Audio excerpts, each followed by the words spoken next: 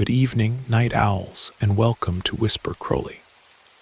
Tonight, I will guide you into a world of darkness, hoping to help you relax and unwind.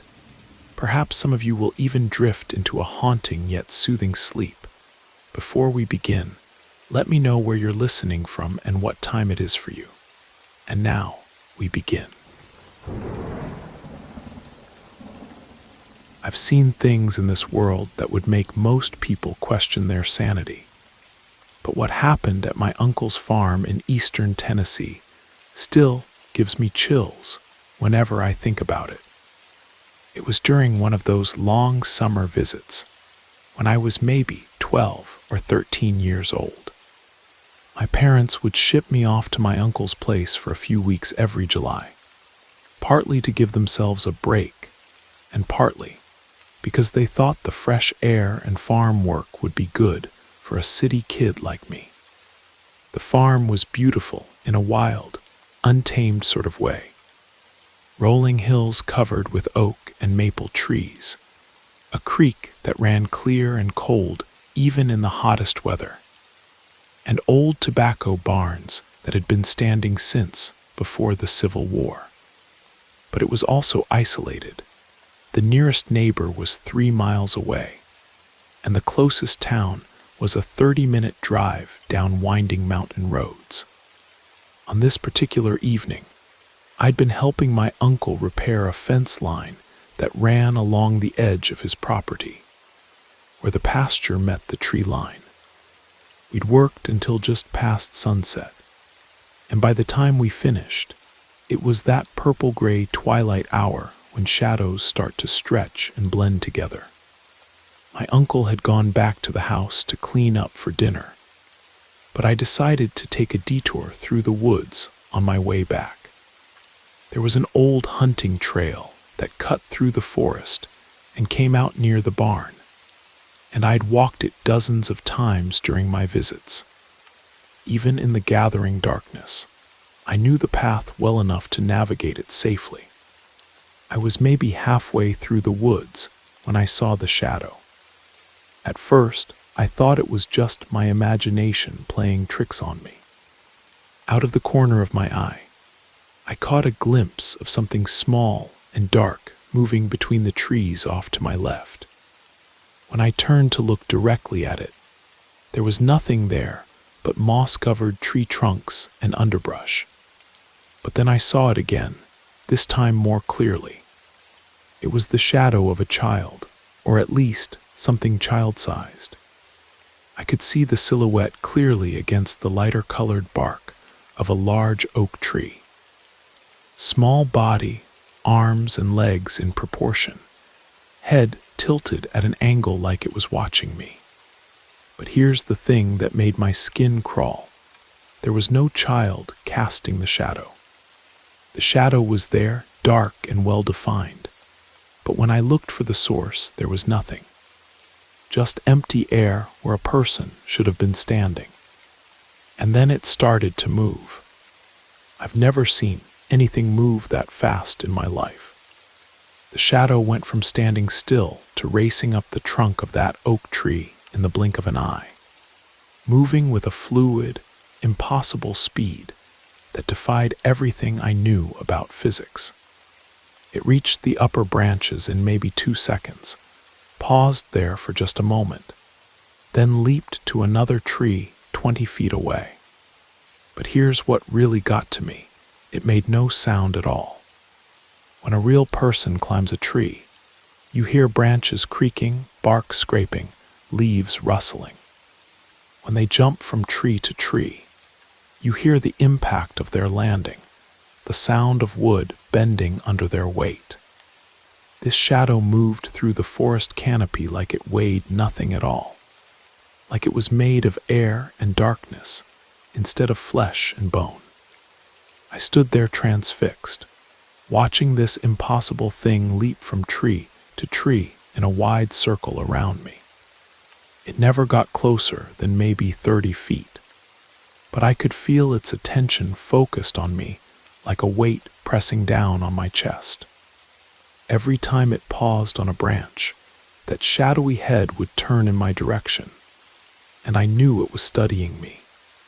At first, I thought maybe my cousins were playing some kind of elaborate prank on me. They were always trying to scare the city kid with stories about mountain spirits and forest haunts. I even called out, "Very funny, guys. I know it's you." But there was no response, no laughter, no voices calling back from the darkness. That's when it hit me that I was alone out there with something that shouldn't exist.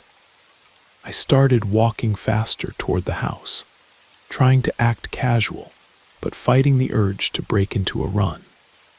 The shadow kept pace with me, moving through the trees parallel to the trail, never falling behind or getting ahead. It was like it was escorting me, or maybe hurting me, guiding me towards some destination I couldn't see. By the time I reached the edge of the woods, my heart was pounding so hard I could hear it in my ears. I practically sprinted across the open pasture to the farmhouse, not daring to look back until I reached the porch steps. When I finally turned around, the tree line was dark and still. No movement, no shadows where shadows shouldn't be. Just the normal sounds of a summer evening, crickets chirping, a whippoorwill calling from somewhere in the distance, the gentle lowing of cattle settling down for the night. I burst through the front door, probably looking like I'd seen a ghost, which I guess maybe I had. My aunt was setting the table for dinner, and my uncle was washing his hands at the kitchen sink. They both looked up when I came barreling in, breathing hard and probably pale as a sheet. "What's wrong with you?" my aunt asked, setting down a stack of plates. "You look like you've been chased by a bear." I started to tell them what I'd seen, but the words came out jumbled and incoherent. I was talking about shadows that moved without bodies, about something climbing trees faster than humanly possible, about feeling watched by eyes I couldn't see. My aunt and uncle exchanged a look that I didn't understand at the time. My uncle dried his hands on a dish towel and sat down at the kitchen table, gesturing for me to join him. "Son," he said quietly, "did this shadow you saw, did it look like a child?" I nodded, surprised that he seemed to be taking me seriously instead of dismissing my story as imagination or teenage dramatics. My aunt sat down across from us, her expression grave. "How long have we been telling you kids not to go into those woods after dark?" she asked. "Forever," I replied. "But I thought that was just because you were worried about us getting lost or falling into the creek." My uncle shook his head. "There are things in those woods that have been there longer than this farm, longer than any of the settlements around here. Most of the time, they leave people alone. But sometimes, especially with young folks, they get curious." He went on to explain that the Cherokee had lived in these mountains for centuries before European settlers arrived. They had stories about shadow spirits beings that existed in the spaces between the physical world and the spirit world. These entities were usually harmless, but they were drawn to children and young people because their minds were more open to supernatural experiences. The Cherokee called them Nunehi, my aunt added. Shadow people. They're not evil exactly, but they're not human either. And sometimes they try to lead children away from their families, back to wherever it is they come from. She told me that over the years, several local kids had reported seeing similar things, child-sized shadows that moved too fast, that could climb trees like squirrels, that seemed to watch them from the forest. Most adults dismissed these stories as imagination, but the older folks in the area knew better. "That's why we tell you kids to stay out of the woods after dark," my uncle said. not because of bears or getting lost, but because there are things out there that might decide you'd be interesting company. That night, I lay in bed staring out the window at the tree line, half expecting to see that shadow figure standing at the edge of the forest, waiting for me to come back. But there was nothing there except darkness and the gentle swaying of branches in the night breeze. I never saw the shadow child again during that visit, or any of the subsequent summers I spent at the farm. But I also never walked that trail after sunset again. Some rules exist for good reasons, even when those reasons sound impossible to modern ears. Years later, when I had kids of my own, I made sure to teach them the same lesson my aunt and uncle had taught me. There are places in this world where the old rules still apply, where things exist that science can't explain and modern thinking can't rationalize away. And sometimes, the best thing you can do is simply respect those boundaries and keep walking toward the light.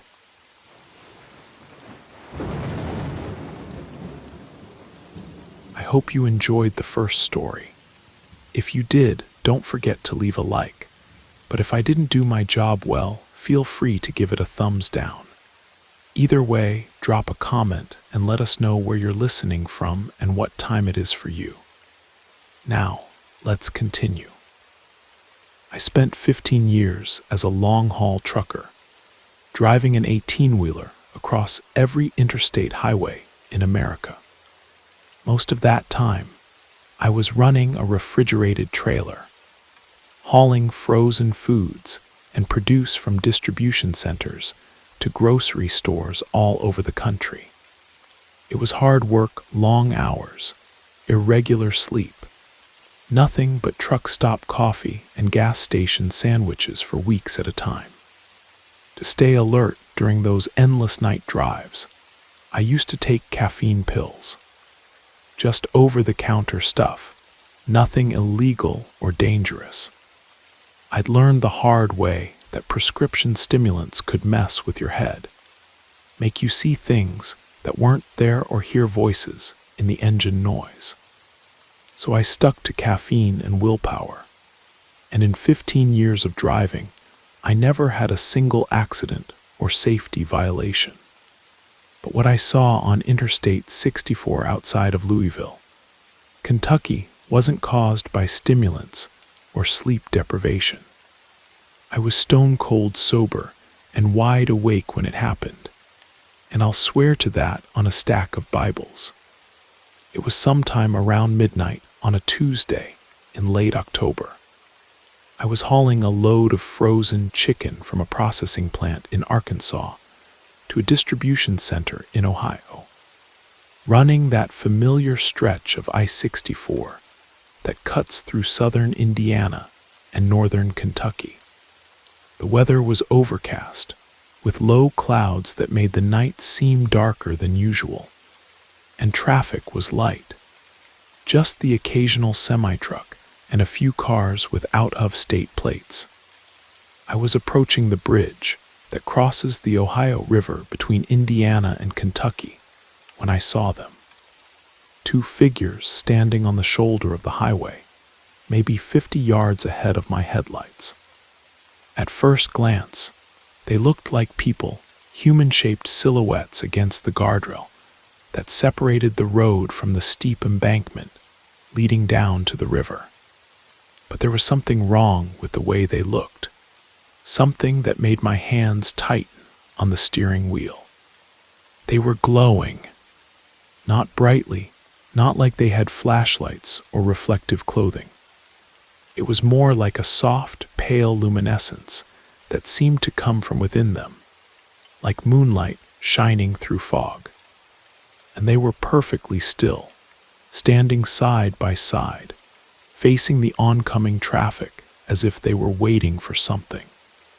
As I got closer, I could see more details. They appeared to be a man and a woman, both dressed in what looked like formal clothing.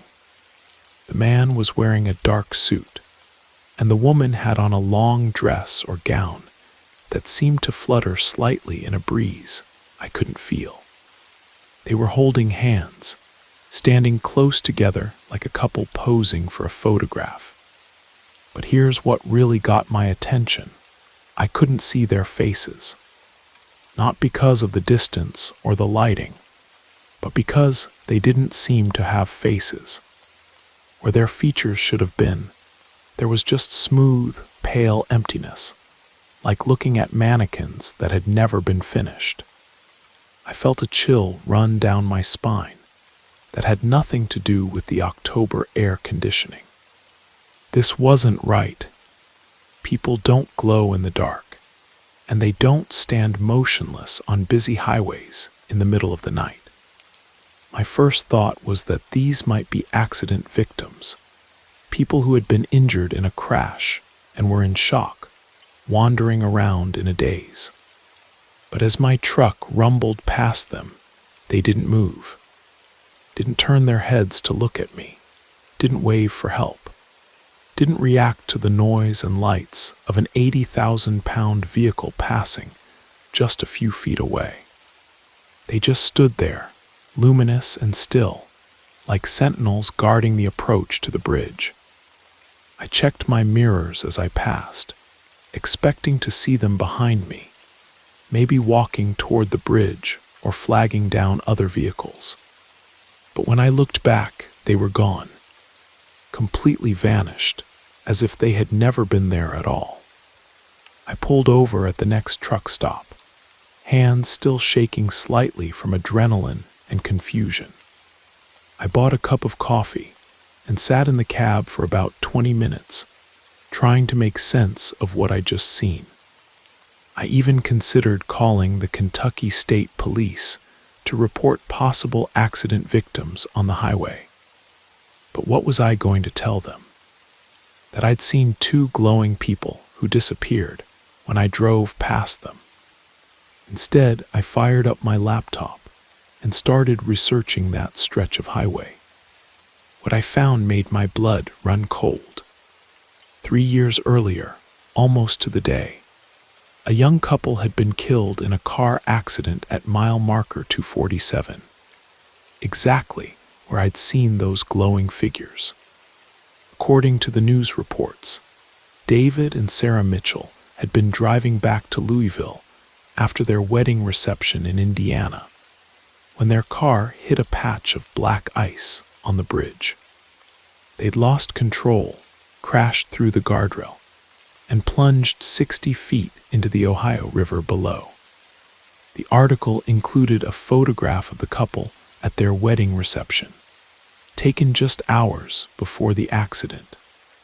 David was wearing a dark suit, and Sarah had on a flowing white wedding dress. They were holding hands and smiling at the camera, looking young and happy, and completely unaware that they had less than 4 hours left to live. I stared at that photograph for a long time, comparing it to what I'd seen on the highway. The clothing was right, the posture was right, even the way they stood close together was identical. The only difference was the faces. In the wedding photo, they looked like any other young couple in love. On the highway, they'd had no faces at all. I did some more digging and found that the Mitchells weren't the only people who had died on that stretch of I-64. Over the past 20 years, there had been at least 6 fatal accidents between mile markers 245 and 250, most of them involving cars that had somehow ended up in the river. The bridge had a reputation among local truckers as a dangerous spot, especially in bad weather.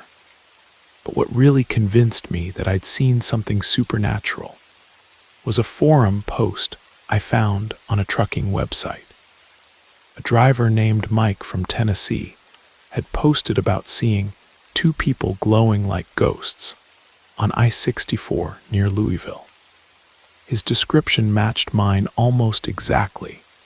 The luminous figures, the formal clothing, the faceless appearances. the way they vanished when he looked back.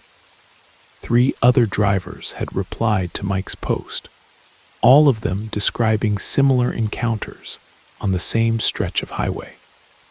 One man said he'd seen the figures multiple times over the course of several years, always in the same spot, always during night runs.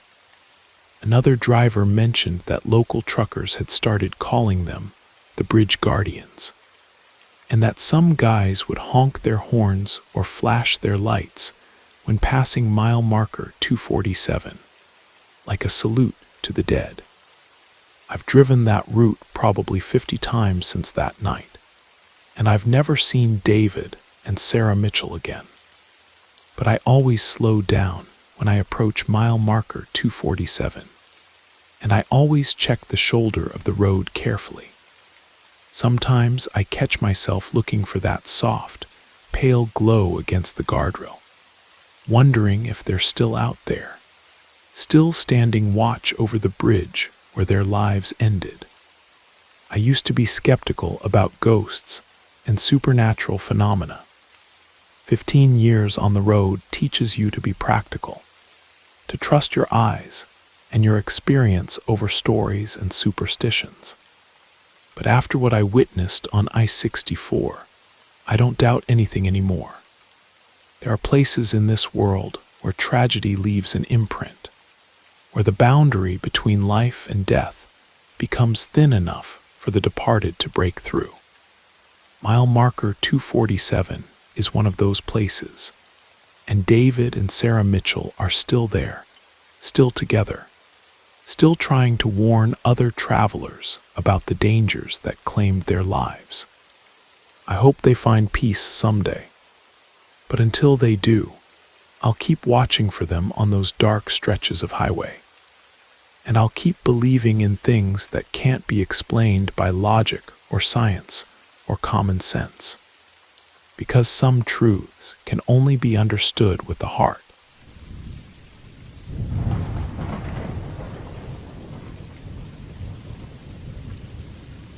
My name's Eddie. I'm 54 years old, and I've been hauling freight across this country for over 30 years. Started when I was barely old enough to get my CDL, running loads from coast to coast. I've seen every mile of interstate there is, slept in truck stops from Maine to California, and thought I'd experienced everything the road could throw at me. But there's one haul that still keeps me awake at night, even after all these years. This happened back in 2017. Middle of October. I was running a heavy load from Dallas down to Beaumont, Texas. Industrial machinery, old farm equipment that had been sitting in a warehouse for God knows how long. The manifest said it was harvesting equipment, mostly rusted iron and steel, but the money was good. Real good. Sometimes when the pay's that generous, you don't ask too many questions. I loaded up early that Tuesday morning at a warehouse on the south side of Dallas. The place gave me the creeps from the start, one of those old industrial buildings, with broken windows and weeds growing through the loading dock. The foreman who signed my paperwork was this twitchy little guy who kept glancing over his shoulder like he expected someone to walk up behind him. When I asked about the machinery, all he said was that it had been in storage for years, and they just wanted it gone. The load was heavy, right at my weight limit, but everything was strapped down tight.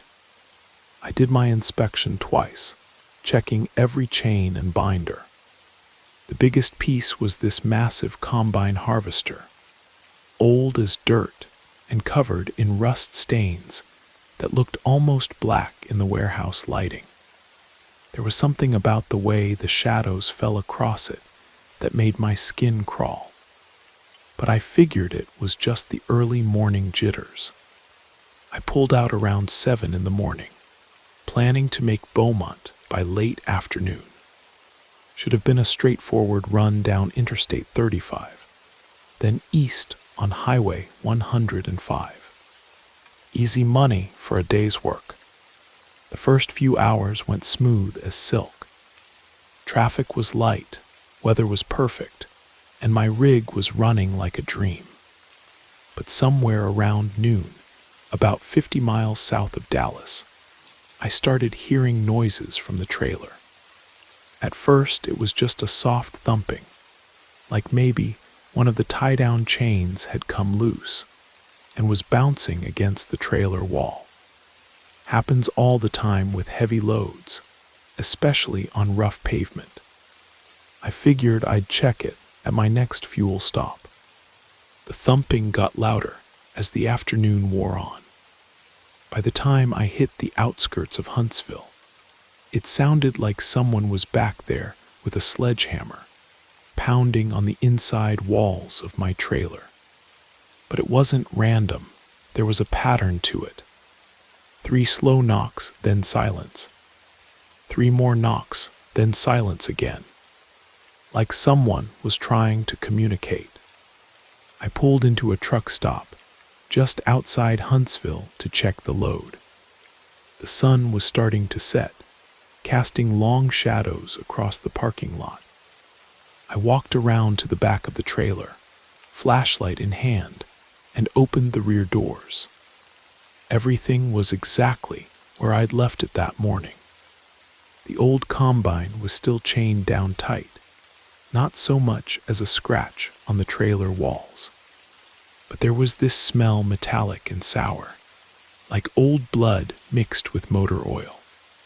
I spent 20 minutes going over every piece of equipment, checking every chain and strap. Nothing had moved. Nothing was loose. But that smell was getting stronger, and I swear I could feel something watching me from inside that old machinery. The hair on the back of my neck was standing up like I was in the middle of a lightning storm. I closed up the trailer and got back on the road, but my nerves were shot. The knocking had stopped while I was parked, but as soon as I hit highway speed again, there it was. 3 knocks, pause, 3 knocks, pause. Always the same rhythm, always from the same spot, right where that old combine was chained down. I tried turning up the radio to drown it out, but all I could get was static. Tried calling my dispatcher on the CB, but there was nothing but dead air. Even my cell phone showed no signal, which was weird because I'd had full bars just an hour earlier. It was like something was jamming every kind of communication I had. The sun had set completely by the time I reached the turnoff for Highway 105. This stretch of road is lonely even during the day. Nothing but pine forests and small towns scattered miles apart. At night, it's like driving through a tunnel with trees for walls. The only lights you see are the occasional gas station or the glow of some farmhouse way back in the woods. That's when the knocking changed. Instead of those slow, deliberate taps, it became frantic pounding. Bang, bang, bang, bang. Like whoever was back there was desperate to get out. The whole trailer started shaking, bad enough that I could see it swaying in my mirrors. Other drivers started flashing their headlights at me, probably thinking I had a loose load that was about to come apart. I pulled over at the first wide spot I could find, a little rest area with nothing but a couple of picnic tables and a broken streetlight. The pounding stopped the second I hit the brakes, like someone had thrown a switch. I sat there in the cab for maybe 10 minutes, engine idling, trying to work up the nerve to check the load again. When I finally climbed down and walked to the back of the trailer, my hands were shaking so bad I could barely work the door latches. I swung the doors open and shined my flashlight inside, half expecting to see someone standing there among the machinery. But it was empty, same as before. Everything chained down tight, everything in its place. Except now I could hear something else, a low groaning sound, like metal under stress. It seemed to be coming from inside the old combine, from somewhere deep in its rusted guts. I climbed up into the trailer, moving carefully between the chained-down equipment, following the sound. The combine was old, probably from the 1960s or 70s. Its paint had long since faded to nothing, leaving just bare metal stained with decades of rust and grease. But as I got closer, I noticed something that made my blood run cold. Those rust stains weren't rust at all. They were too dark, too thick, and they were still wet. I backed out of that trailer as fast as I could and slammed the doors shut. My hands were shaking so bad, I could barely get the latches secured. All I wanted was to get this load delivered and get the hell away from that machinery. I climbed back into the cab and got rolling again, pushing my rig harder than I should have, desperate to reach Beaumont. But the closer I got to my destination, the worse things became. The pounding from the trailer was constant now, violent enough to make the whole rig shake. I could see other drivers pulling away from me on the highway, probably afraid my load was going to come loose and scatter across the road. And then I started seeing things in my mirrors, shadows, moving around inside the trailer. Darker patches that shifted and writhed among the machinery. At first, I thought it was just tricks of light from the passing street lamps. But the shadows were there, even in the dark stretches between towns. About 20 miles outside Beaumont, I stopped at an all-night diner to grab some coffee and try to calm my nerves. The place was nearly empty, just me, a tired-looking waitress, and an old-timer sitting at the counter nursing a cup of coffee. I must have looked pretty rattled, because the waitress asked if I was feeling all right. I told her I was fine, just tired from the road. But the old man turned around and looked at me with these pale blue eyes that seemed to see right through me. "You're hauling something that don't want to be moved," he said quietly. "I can smell it on you, that metallic stench, like old pennies and fear." I tried to laugh it off, told him it was just industrial equipment, nothing special. But he shook his head and turned back to his coffee. "Son, I've been around these parts for 73 years. I know the difference between machinery and something that's got a hold on the living world. That smell you're carrying, I smelled it once before, back in 1982. Farmer named Hutchins had a combine, just like what you're probably hauling. Thing killed his hired hand during harvest season, caught him up in the thrashing mechanism. They shut the machine down, but it was too late. Poor boy was ground up like grain. My coffee cup started rattling in my hands. The old man glanced at me and nodded. They stored that combine in a warehouse for years after that. Couldn't find anyone willing to buy it. Story was that sometimes, late at night, folks would hear it running even though it wasn't plugged into nothing. Finally sold it to some dealer down in Houston, glad to be rid of it. I left money on the counter and got out of there as fast as I could. Back in my truck, I called my dispatcher on the satellite phone, told him I needed to know exactly what I was hauling. He put me on hold for 10 minutes, then came back with news that made my stomach drop.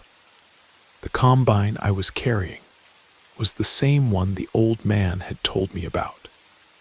It had been sitting in that Dallas warehouse for 15 years, ever since the dealer who bought it went out of business.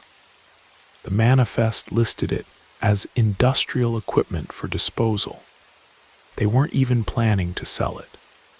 They just wanted it gone, and they were paying me good money to haul it to a scrapyard in Beaumont. I thought about turning around right then, taking the load back to Dallas, and telling them to find another driver. But I was less than 20 miles from delivery, and I needed the money. My wife was pregnant with our first child, and we had doctor bills piling up. I decided to push through and finish the job. That was the biggest mistake I ever made. The last stretch of highway before Beaumont is dark and twisty, winding through thick pine forests with no lights except your headlights. I was doing maybe 55, taking it easy because of the curves. When the pounding from the trailer became so violent, it felt like the whole rig was going to shake apart. Then I heard something that made my heart stop. The sound of metal screeching against metal, like someone was operating that old combine. The engine noise was unmistakable. That deep diesel rumble and the whir of the thrashing mechanism spinning up to speed. But that was impossible. The thing wasn't even connected to power. I looked in my mirror and saw lights coming from inside the trailer. The same amber work lights that would have been mounted on the combine's header. They were flickering on and off in a steady pattern, like someone was working the switches. That's when I lost control. The steering wheel seemed to jerk out of my hands, pulling the rig toward the shoulder. I fought to keep it on the road, but it was like wrestling with something 10 times stronger than me. The truck veered off the pavement and down into the ditch, coming to rest against a stand of pine trees. The impact wasn't bad, just enough to jar me around a little and crack my windshield. But the second the truck stopped moving, everything went silent. No engine noise from the trailer, no lights, no pounding. Just dead silence and the smell of hot brakes and pine sap. I sat there for maybe 5 minutes, afraid to move, afraid to check the trailer. Finally, I worked up the nerve to climb down and walk around to the back. The rear doors had popped open in the crash, and I could see the old combine silhouetted against the darkness inside. It looked different somehow. The rust stains were gone, and the metal seemed to gleam like it was brand new. For just a moment, I could swear I saw a figure standing beside it. A young man in work clothes, his face pale and his eyes hollow. He looked at me and nodded once, like he was saying goodbye. Then he was gone, and the combine was just an old piece of rusted junk again. A state trooper found me about an hour later. I told him I must have dozed off and run off the road. No point in trying to explain what had really happened. He helped me get the truck back on the pavement, and I limped into Beaumont just as the sun was coming up. The scrapyard crew unloaded the machinery without any problems. The foreman seemed almost relieved to see it, like he'd been expecting trouble. As they were pulling the old combine off my trailer, he mentioned that they'd had several drivers refuse to haul it over the years. Said some claimed it was haunted. I never took another load from that warehouse. In fact, I stopped running freight through that part of Texas altogether. Some roads are better left untraveled, and some loads are better left unmoved. That was 8 years ago, and I still think about it sometimes when I'm driving alone at night. I wonder about that young man who died in the combine, whether he found his peace, or if he's still out there somewhere, waiting for someone else to move his metal prison. I've got a daughter now. She just turned 7 last month. Sometimes she asks me to tell her stories about life on the road, about all the places I've been and things I've seen. I tell her about mountain sunrises and desert storms, about truck stops and highway diners, and the good people you meet out there. But I never tell her about the combine. Some stories are too dark for little ears, and some memories are better left buried. The roads taught me a lot over the years, but the most important lesson is this: not everything that seems dead really is, and sometimes the past refuses to stay in the past. These days I stick to familiar routes, hauling loads I understand to places I know. I keep my CB radio on and my cell phone charged, and I never drive alone through dark country without telling someone exactly where I'm going. Because you never know when you might find yourself carrying more than just freight, and some passengers don't have tickets for the ride they're taking.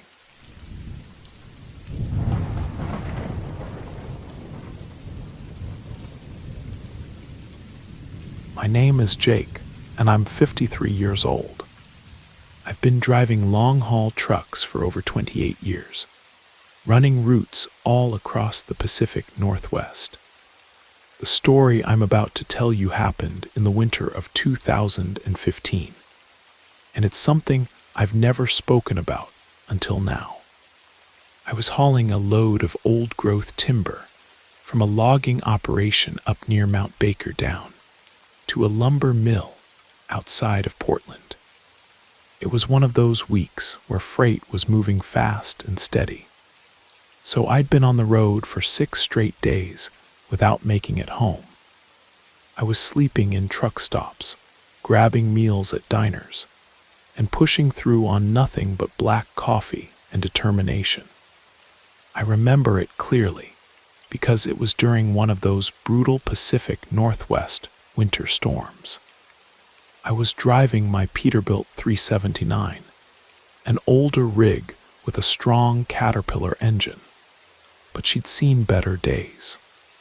The trailer was loaded with massive Douglas fir logs, each one weighing several tons, all secured with heavy-duty chains and binders. I'd picked up the load early Monday morning and started my route south through the Cascade Mountains.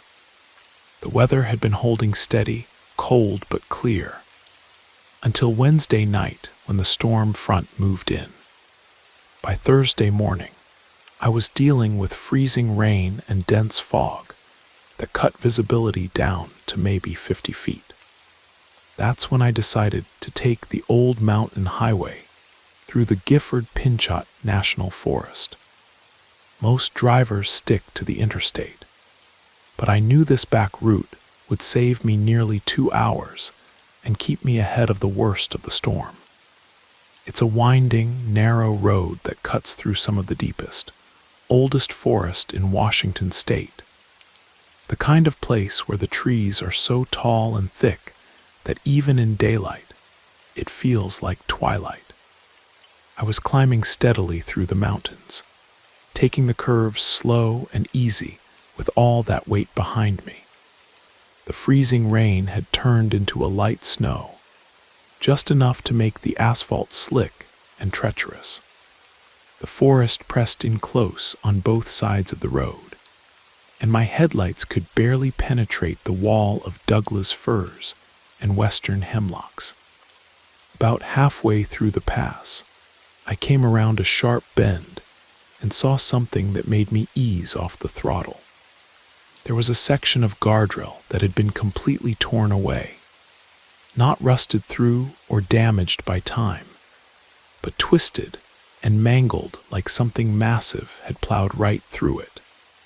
The metal posts were bent outward at impossible angles, and there were deep gouges in the asphalt that looked fresh.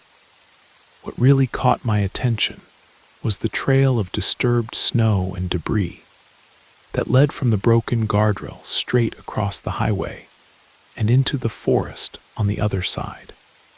It was wide, maybe 8 or 10 feet across, and whatever had made, it was heavy enough to leave deep impressions, even in the frozen ground. I slowed down and peered through my windshield, trying to make sense of what I was seeing. The trail looked like something had been dragged across the road, but the marks were too big and too deep to be from any vehicle I could think of. It gave me an uneasy feeling in my gut, but I chalked it up to maybe a logging truck that had lost control and crashed through the barrier. I kept driving, but that queasy feeling in my stomach wouldn't go away. About 10 minutes later, I came to a small pull-off area where the road widened out a bit. There was an old Forest Service road that branched off into the trees, probably used by maintenance crews during the summer months. I needed to check my load securement and take a quick break, so I pulled over and shut down the engine. The silence that followed was absolute. No wind, no traffic, nothing but the soft whisper of snow falling on my windshield. I grabbed my flashlight and climbed down from the cab, my boots crunching on the thin layer of snow that had accumulated on the ground. As I walked back toward my trailer, I heard something that made me stop in my tracks. It was a sound from deep in the forest, a low, rumbling noise that seemed to vibrate through the ground and up into my chest. At first, I thought it might be a logging operation working late, but the sound was wrong. It wasn't mechanical. It was organic, almost like breathing, but impossibly deep and powerful. Then I heard movement in the trees above me. Branches were swaying and creaking, but there was no wind. Something large was moving through the canopy, and it was moving with purpose. I could hear the sharp crack of breaking limbs, and the rustle of disturbed snow falling from the heights. I stood there frozen, my flashlight beam dancing nervously between the trailer and the tree line. The sounds were getting closer, and with them came something else, a smell that I'll never forget. It was rank and wild, like wet animal fur mixed with something rotten and decay. The kind of smell that hits you in the back of the throat and makes your eyes water. My survival instincts finally kicked in, and I hurried back to the cab without bothering to check my load. I fired up the engine and pulled back onto the highway, my hands shaking as I worked the gear shifter. In my side mirror, I could see dark shapes moving at the edge of the forest, but I didn't stop to get a better look. I drove hard for the next 20 minutes, eager to get through the pass and back onto more traveled roads. The snow was falling heavier now, and I had to drop my speed to maintain control on the increasingly slippery pavement. I was just starting to relax when I felt it, a sharp jolt that ran through the entire rig, like something had grabbed hold of my trailer from behind. The truck lurched to the right, and I heard the unmistakable sound of my cargo shifting. The chains groaned under the sudden stress, and for a moment I thought I was going to lose control completely. I managed to keep the rig on the road and pulled over at the next wide spot, my heart hammering against my ribs. I sat in the cab for a full minute, trying to calm my nerves and figure out what had happened.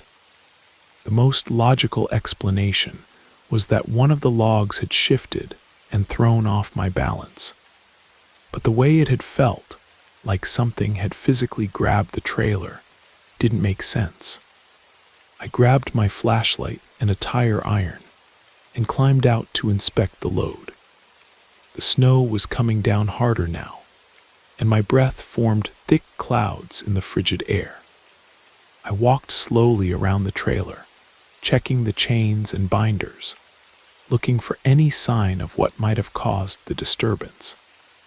Everything looked secure from the ground, so I climbed up onto the trailer deck to get a better view of the logs.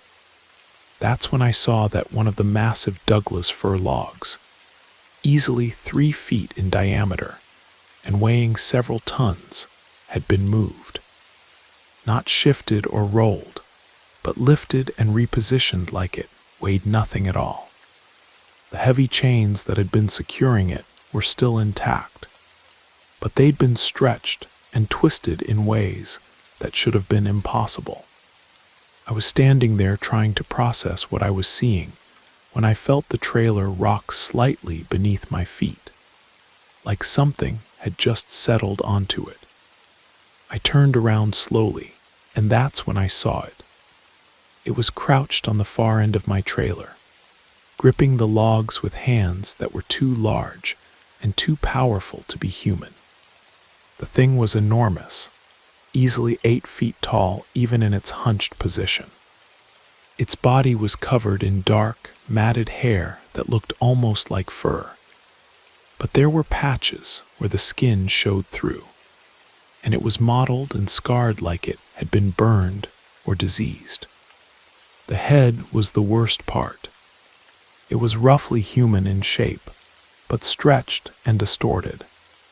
The skull was too large, the jaw too wide, and when it opened its mouth, I could see rows of yellowed teeth that were too sharp and too numerous.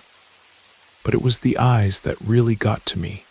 They were bright yellow, like a cat's eyes, but with an intelligence behind them that was absolutely terrifying. We stared at each other for what felt like an eternity. I couldn't move, couldn't breathe, couldn't even think clearly.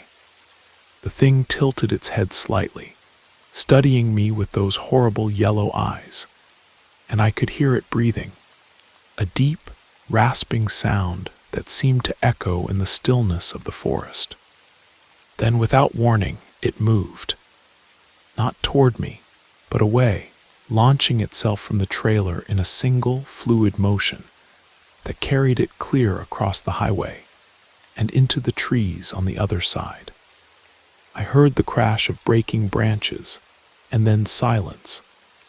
I don't remember climbing down from the trailer or getting back into the cab. The next thing I knew, I was driving again, my hands locked on the steering wheel and my eyes fixed straight ahead.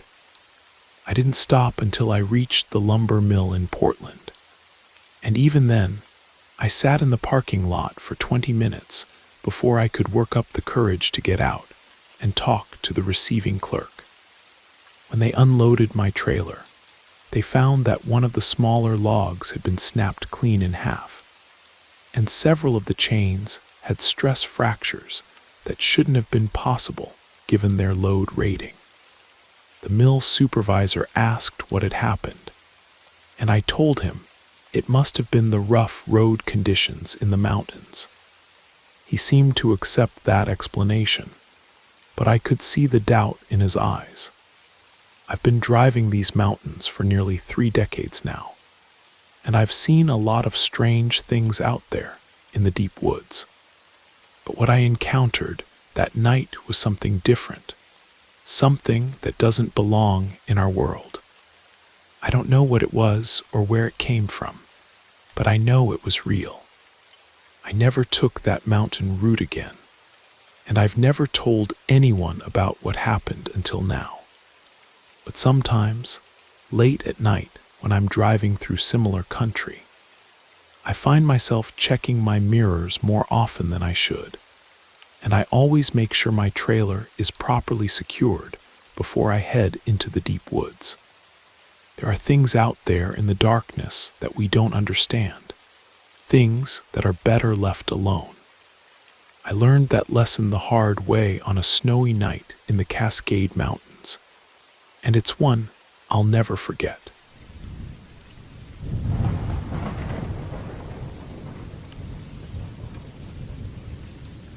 My name is David, and I'm 42 years old. I teach American history at the local high school here in Cedar Falls, Montana.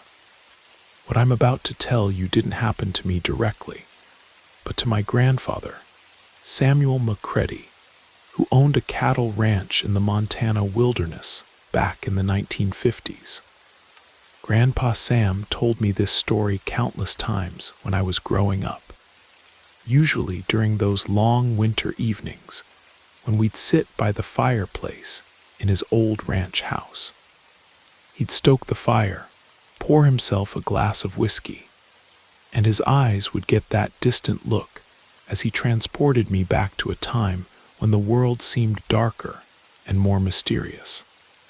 My grandfather was born in 1920, and he spent most of his life working the Pine Ridge Ranch, about 40 miles northwest of Cedar Falls, deep in the Bitterroot Mountains. The ranch is still there today, though it's been sold to a corporation and turned into one of those fancy guest ranches for city folks wanting to play cowboy for a week. What I'm about to tell you happened in the autumn of 1952, just after President Truman announced that America had successfully tested its first hydrogen bomb. Grandpa Sam was 32 then, and he'd recently inherited the ranch from his father, who died of a heart attack the previous spring. Pine Ridge was a substantial operation in those days. 15,000 acres of prime grazing land, with about 300 head of Angus cattle and a dozen quarter horses.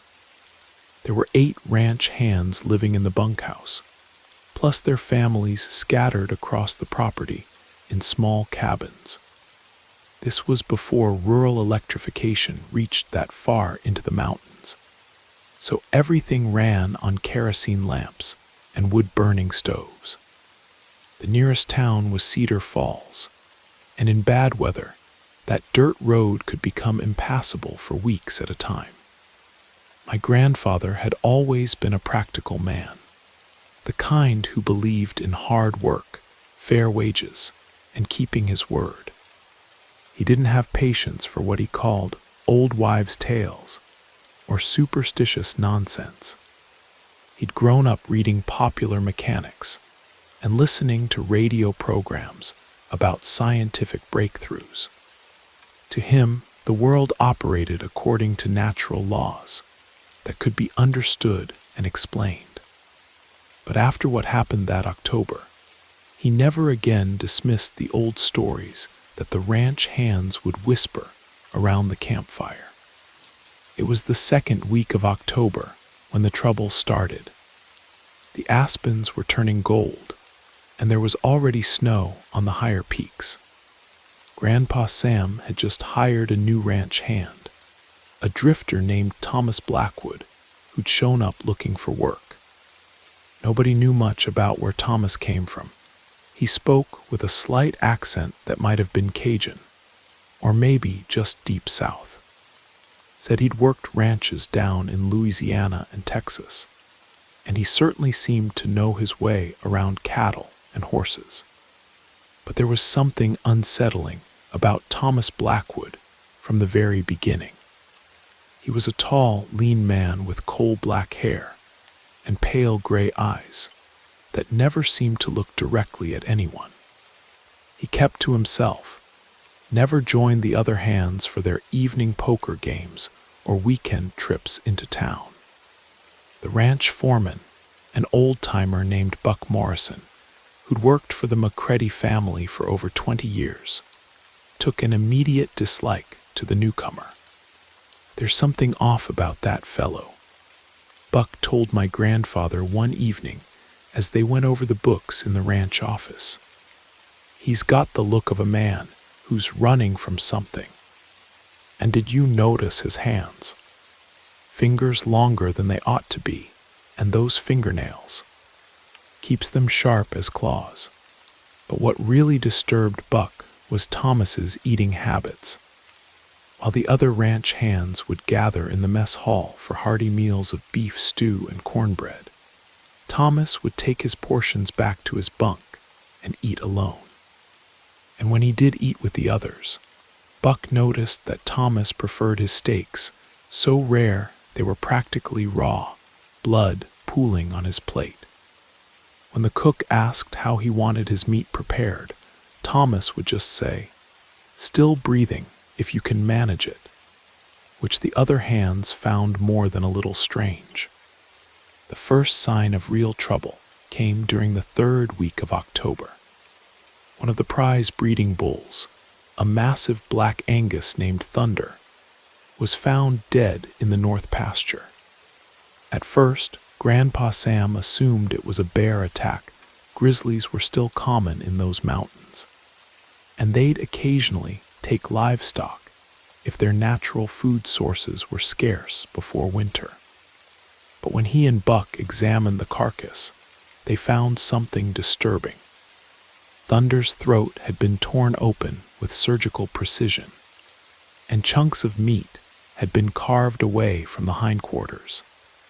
But unlike a bear attack, where the animal would gorge itself on the spot, this looked almost methodical, deliberate.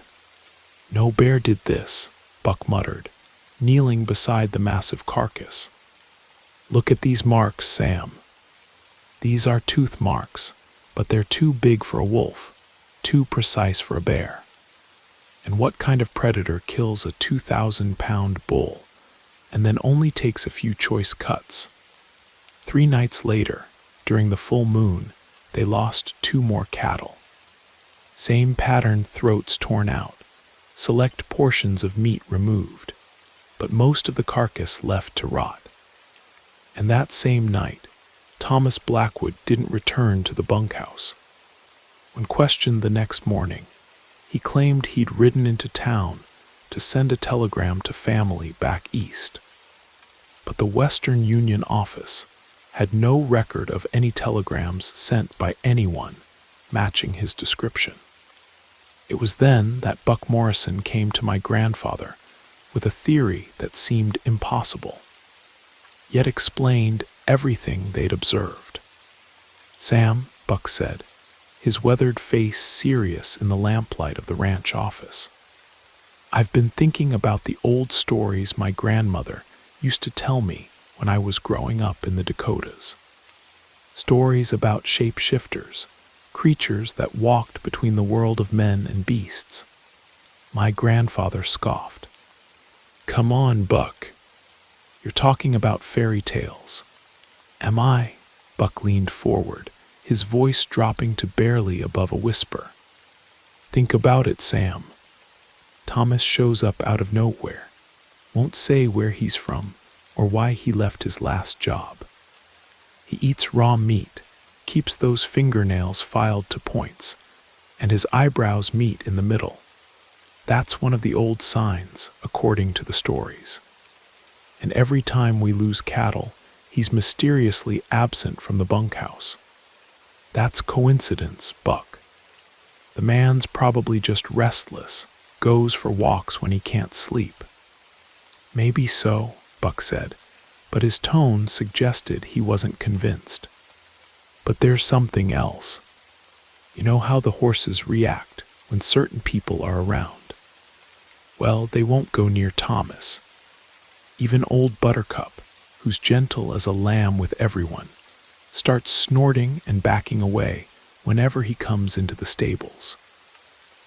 Despite his skepticism, my grandfather found himself paying closer attention to Thomas Blackwood over the following days. He noticed that the man's pale gray eyes seemed to catch and reflect light in a way that made them appear almost luminous in dim conditions. He observed that Thomas's hearing was unnaturally acute. He could detect approaching riders or vehicles long before anyone else. And there was the way he moved, with a fluid, predatory grace that seemed more feline than human.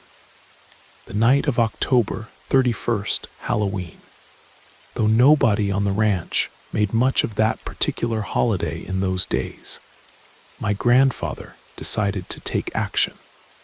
The moon was full again, casting everything in sharp silver relief, and he had a growing certainty that whatever was killing his cattle would strike again. He positioned himself in the hayloft of the main barn, armed with his Winchester 30-06 and a pair of binoculars he'd brought back from the war in the Pacific. Buck Morrison was hidden in the equipment shed on the opposite side of the cattle pen, carrying his old Remington shotgun loaded with buckshot. Around midnight, as clouds drifted across the moon, my grandfather heard something that made his blood run cold. It started as a low rumbling, like distant thunder, but gradually resolved into something that was part growl, part howl, and entirely unnatural. The cattle began to stir, sensing danger in that primal way that prey animals do. Then he saw it. Emerging from the tree line beyond the north pasture came a creature that walked upright like a man, but moved with the fluid, predatory grace of a wolf. It was covered in coarse, dark fur that seemed to absorb moonlight rather than reflect it. The thing stood nearly 7 feet tall, with massively muscled shoulders and arms that hung nearly to its knees. Its head was elongated, more canine than human, with a muzzle full of gleaming teeth and eyes that burned like red coals in the darkness. The creature approached the cattle pen with deliberate purpose, and my grandfather could see the animals pressing against the far fence, their terror palpable even from his position in the loft. His hands were shaking as he raised the rifle, and for a moment he wondered if he was losing his mind, if the isolation and stress of running the ranch had finally driven him to hallucinations.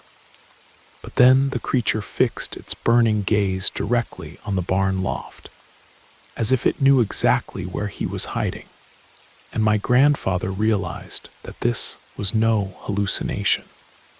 The thing tilted its massive head, almost mockingly, and then opened its muzzle to release that bone-chilling howl again. That sound snapped my grandfather out of his paralysis. As the creature turned back toward the terrified cattle, he took careful aim and squeezed the trigger. The rifle's report echoed across the valley like thunder, and his shot took the beast high in the left shoulder, spinning it around and sending it stumbling backward. The creature's howl of pain was even more terrifying than its hunting call, a sound that seemed to contain both animal fury and human anguish. It clutched its wounded shoulder with one massive, clawed hand and fixed my grandfather with a look of such malevolent intelligence that he knew, without doubt, that this thing would remember him. Then it turned and loped back toward the forest, moving with surprising speed despite its injury. Buck Morrison emerged from the equipment shed, his face pale in the moonlight. "Dear God, Sam," he whispered. "Did you see?" "I saw it," my grandfather replied, his voice hoarse with shock. "Whatever it was, I saw it." They found blood spoor leading from the cattle pen to the edge of the forest, but the trail disappeared at the rocky creek bed that marked the boundary between the ranch and the national forest beyond. My grandfather and Buck followed the creek for nearly a mile, but found no further trace of the creature. The next morning, Thomas Blackwood was nowhere to be found. His bunk was empty, his few possessions gone, as if he'd vanished in the night. When one of the other ranch hands checked the stables, he discovered that Blackwood's horse was still there, unsaddled and apparently unused. However, the man himself had disappeared as completely as if he'd never existed. A week later, a forest ranger found the body of a man matching Thomas Blackwood's description near a hunting cabin about 15 miles north of the ranch. According to the official report, the deceased had suffered a gunshot wound to the left shoulder, and had apparently died of infection and blood loss. There were no identification papers on the body, and nobody came forward to claim it. The man was buried in an unmarked grave in the Cedar Falls Cemetery, listed in the records only as unknown transient. My grandfather never went to view the body, but he knew in his heart whose remains had been found in those woods. After that night, several things changed at Pine Ridge Ranch. The cattle killings stopped completely. Not a single animal was lost to predation for the remainder of that year or any year after. My grandfather, who had always prided himself on his rational, scientific worldview, began paying much closer attention to the old stories and superstitions that the ranch hands shared around the campfire. He also instituted new hiring practices. Every potential employee underwent extensive background checks, and he would personally interview each candidate, looking for signs that Buck Morrison had taught him to recognize. Eyebrows that met in the middle, unusually long fingers, fingernails kept filed to points, and an aversion to cooked meat. But perhaps most tellingly, my grandfather began keeping a loaded rifle beside his bed every night, and he never again dismissed the possibility that there were things in the world that defied rational explanation. He ran Pine Ridge Ranch for another 30 years, until a heart attack took him in 1982 at the age of 62. Even in his final years, when arthritis had bent his frame and cataracts clouded his vision, he maintained his vigilant watch over the ranch and its inhabitants. After his funeral, I helped my grandmother clean out his belongings. In the drawer of his bedside table, wrapped carefully in an old silk handkerchief, I found a single rifle cartridge, a .30-06 round that had been specially blessed by the Catholic priest in Cedar Falls. My grandmother saw me holding it and nodded knowingly. "He always kept that one in reserve," she said quietly. "Said it was insurance in case that thing ever came back." The Pine Ridge Ranch was sold to a hospitality corporation 6 months after my grandfather's death, and it's now a luxury guest ranch that caters to wealthy tourists from Los Angeles and New York. They've built a spa and a golf course, and the old bunkhouse has been converted into boutique accommodations with hot tubs and satellite television. But the locals in Cedar Falls still avoid that stretch of wilderness during the full moon, and the ranch employees have strict orders never to venture into the forest alone after dark. The corporate owners dismiss these precautions as quaint local folklore, but they've noticed that turnover among their staff tends to spike every October, and they've never been able to keep a night watchman for more than a few weeks. Sometimes, when the wind is right and the moon is full, hikers in the Bitterroot Mountains report hearing sounds that don't match any known wildlife. A howling that seems to carry both rage and longing, echoing across the valleys like a voice, calling from some forgotten corner of the world where ancient things still roam beneath the stars.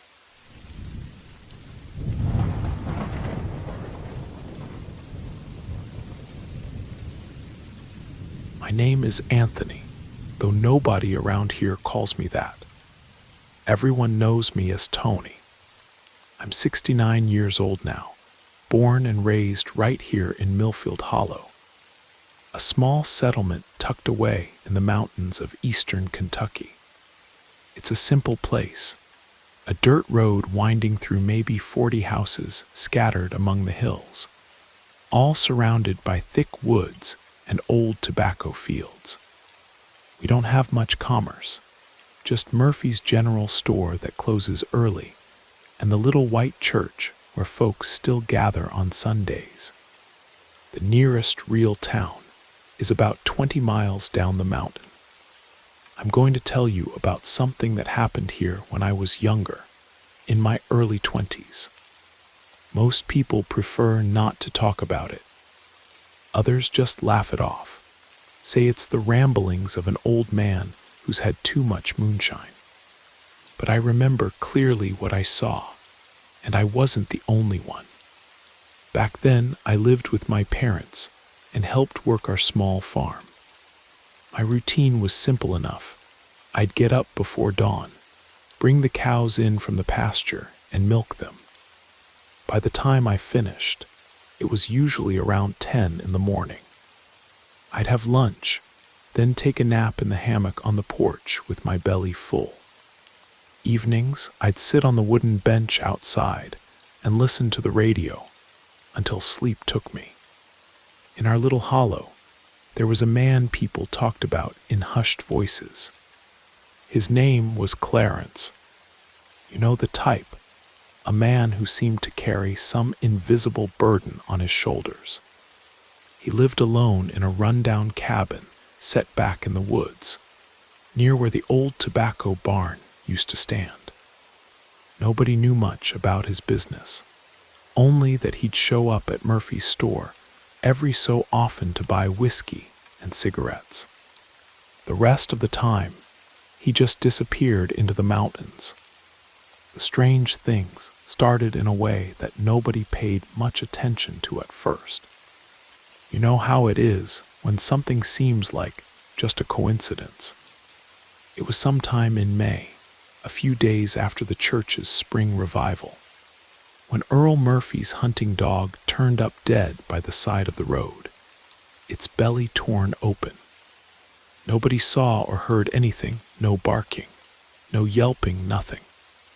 People figured it might have been a bear, or maybe some drifter passing through with a mean streak. But bears in that part of the mountain were rare as hen's teeth. 3 days later, Mrs. Henderson's goat disappeared from her locked pen, just vanished without a trace, no sign of the gate being forced or the fence being cut. That's when talk started making the rounds. Some folks whispered about witchcraft or devil worship. Others figured it was just thieves. But every time someone mentioned Clarence's name, a silence would fall over the conversation. That kind of silence that comes when people know something, but would rather not say it out loud. Why Clarence? Well, he wasn't just strange. There was something about that man that made you uncomfortable even when he wasn't saying a word. His eyes were flat and cold, but they seemed to look right through you. Nobody had ever seen him with family, friends, or visitors. He lived completely isolated up in those woods. You ever get that feeling that something's not right about a person, but you can't put your finger on what it is? That's what started spreading through the hollow when it came to Clarence. Back then, nobody was afraid to walk around after dark. We'd go from house to house with just the moonlight to guide us, and it was normal to walk home from Murphy's store even late at night. But gradually, people started changing their habits. Folks stopped going out after a certain hour. Murphy started closing earlier, and even the church pews had more empty spots on Sundays. My father, who was never one to scare easily, pulled me aside one evening and said, "Stay away from those woods near the old tobacco barn after dark." He just said it plain and simple, and that was enough. Back then, when your father gave you advice, you listened. Everything came to a head on a Friday night, if I'm remembering right. I'd gone to collect some pumpkins from my uncle's patch down in the bottom land, near the edge of the deep woods. By the time I got back home, it was getting toward evening. My mother said she was going to spend the night at my aunt's house. She'd taken sick.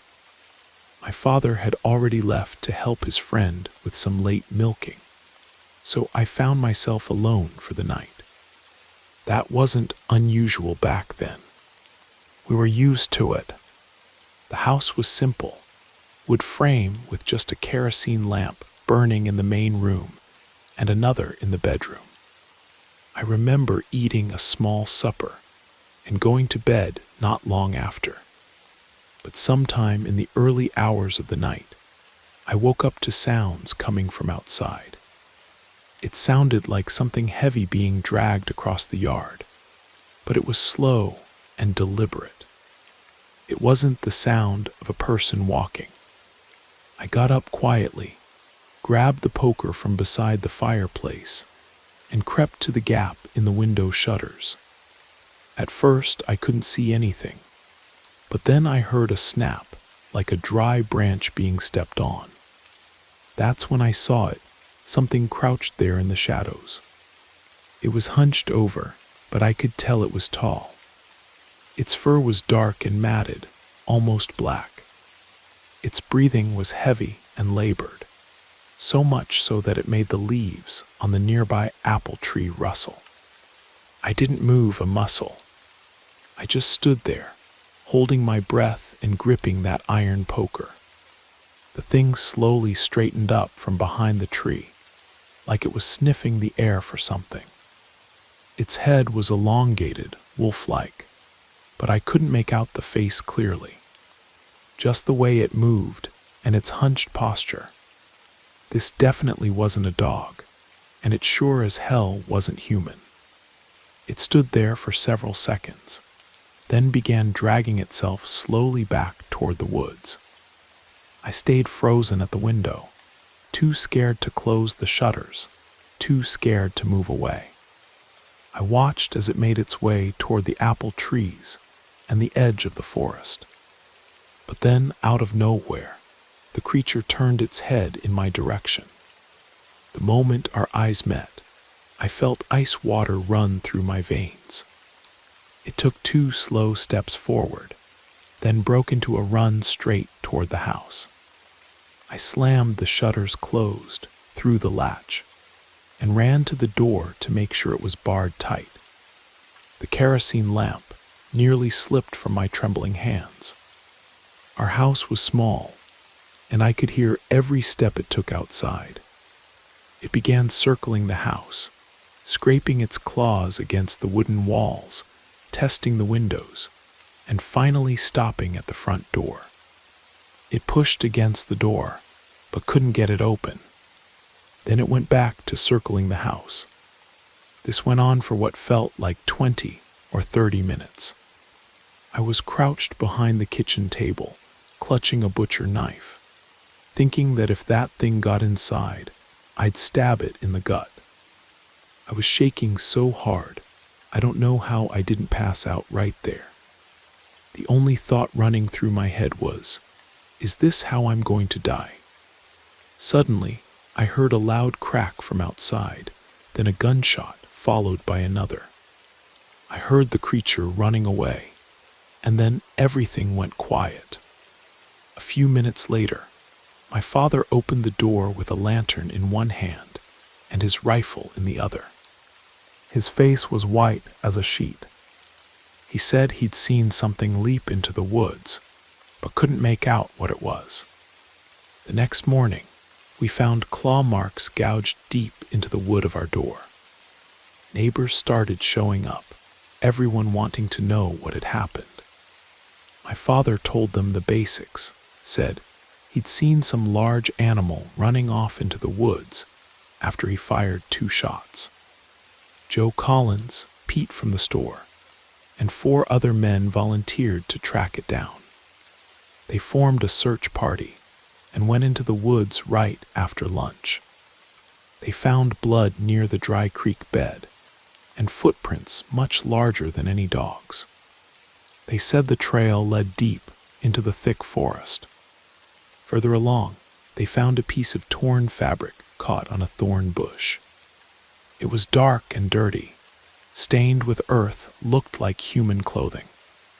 They called out warnings into the woods, then came back. After that day, nobody ever saw the creature again. And nobody ever saw Clarence either. He just vanished, as if he'd never existed. His cabin is still there, boarded up and being reclaimed by the forest. Nobody has had the courage to go near it.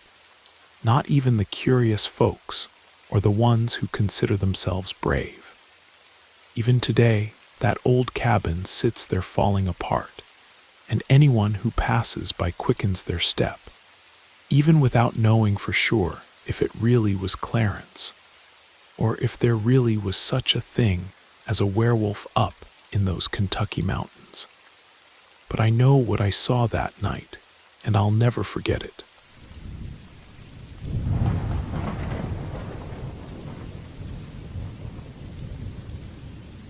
My name is Jake, and I live in a small town called Cedar Falls in rural Montana. My father, Charlie, is 62 years old and has been a long-haul trucker his entire adult life.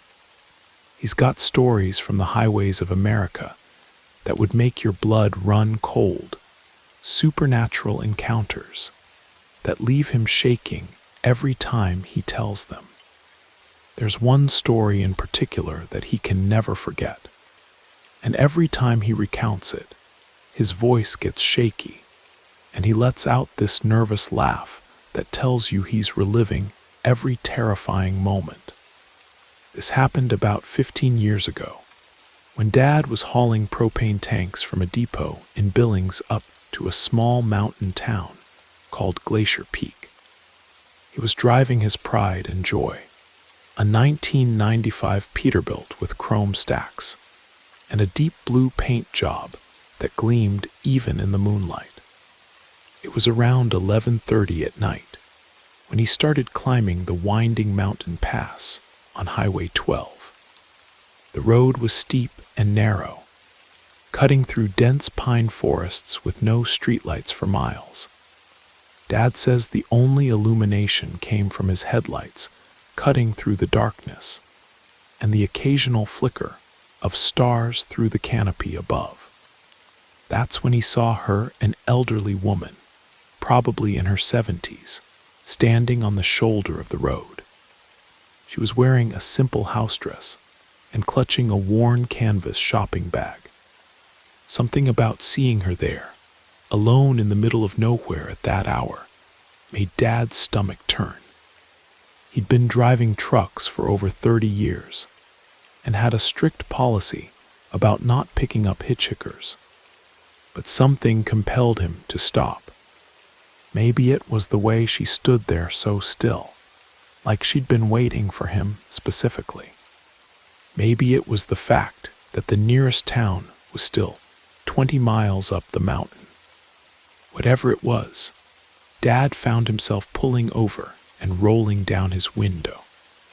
"Need a ride, ma'am?" he called out. She nodded without saying a word and climbed into the cab. The interior light came on briefly, and Dad got a good look at her face, weathered and lined, with steel-gray hair pulled back in a bun.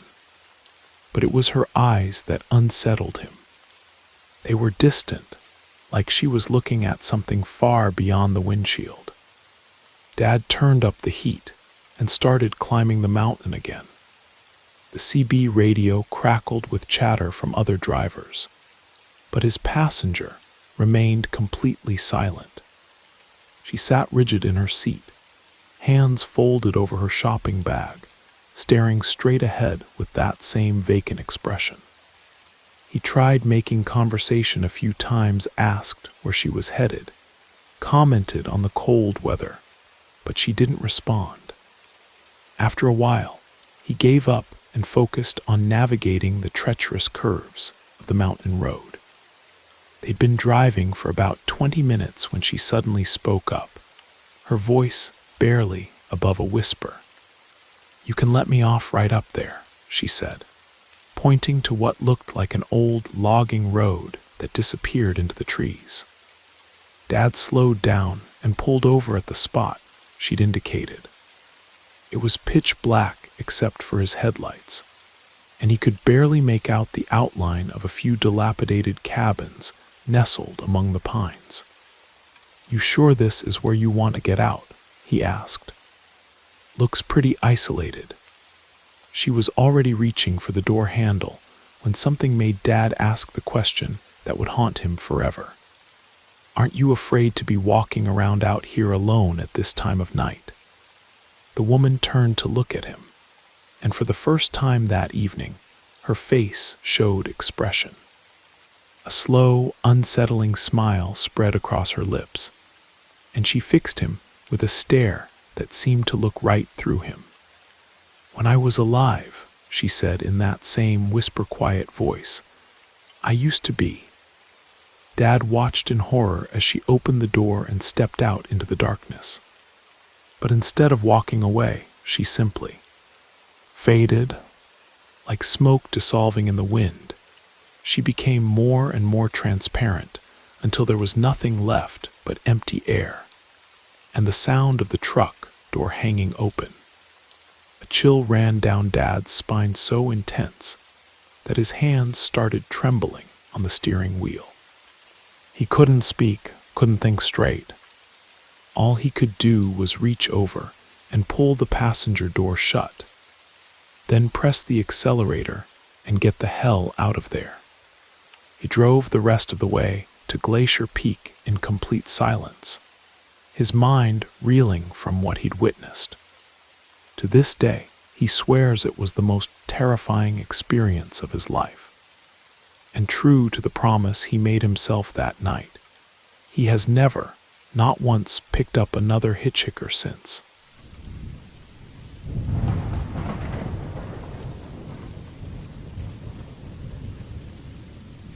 My name is Marcus, and I'm 38 years old. I grew up in the rural hills of eastern Kentucky, raised by my grandmother in a small community where everyone knew everyone else's business. My childhood was filled with stories of local legends and supernatural encounters that the older folks would share during long winter evenings by the fire. This particular story was told to me by my grandmother countless times, and she swore every word of it was true. She heard it directly from her own parents, who witnessed the events firsthand when they were young adults living in the same holler where I grew up. According to my grandmother, this happened sometime in the early 1950s in a small community nestled in the hills outside of Hazard, Kentucky. There was a young couple deeply in love and planning to be married that autumn. The woman's name was Virginia, but everyone called her Ginny. Her fiancé was a coal miner named Robert, though his friends knew him as Bobby. They had everything planned out. The ceremony would be held at the little white church on the hill, followed by a reception in the church hall. Ginny had already picked out her dress, and Bobby had saved up enough money for a modest honeymoon in Louisville. They were the kind of couple that made everyone else believe in true love. But fate had other plans. 3 weeks before the wedding, Bobby came down with what started as a simple cold. In those days, medical care was limited in our part of the mountains, and what should have been treatable pneumonia quickly turned deadly. Bobby passed away in the small county hospital, leaving Ginny devastated and inconsolable. The young woman couldn't accept his death. Day after day, she would sit by his grave, talking to him as if he were still alive. She would tell anyone who would listen that she just wanted to see him one more time, that she wasn't afraid, and would give anything for just one final goodbye. Her family and friends tried to comfort her, begging her to stop saying such things. They warned her that the dead should be left to rest in peace, that some prayers are too dangerous to make. But Ginny was beyond reason in her grief. She continued to visit the cemetery daily, whispering the same desperate wish over and over again. Several months passed, and Ginny showed no signs of moving on with her life. She barely ate, rarely spoke to anyone, except when she was pleading for one last chance to see Bobby. The whole community was worried about her, but no one knew how to help. Then came the night that changed everything. It was a cold evening in early December, and Ginny had dinner with her parents as usual. She kissed them good night, received their blessing, and climbed the narrow stairs to her bedroom in the attic. In those old mountain houses, the upper floors were often just converted storage spaces, with low, slanted ceilings and creaky wooden floors. Ginny's room was small but cozy, with a single bed pushed against one wall and a small window that looked out over the hills. She had always felt safe there, surrounded by her childhood belongings and family photos. Around 3 a.m, she was awakened by the sound of heavy footsteps on the stairs leading to her room. The old wooden steps groaned under what sounded like a man's weight, each footstep deliberate and slow. At first, she thought it might be her father checking on her, but something felt wrong. The footsteps were too heavy, too measured.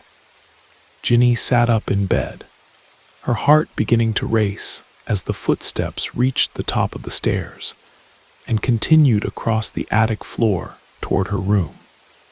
The door, which she always kept closed, slowly creaked open. Standing in the doorway was Bobby.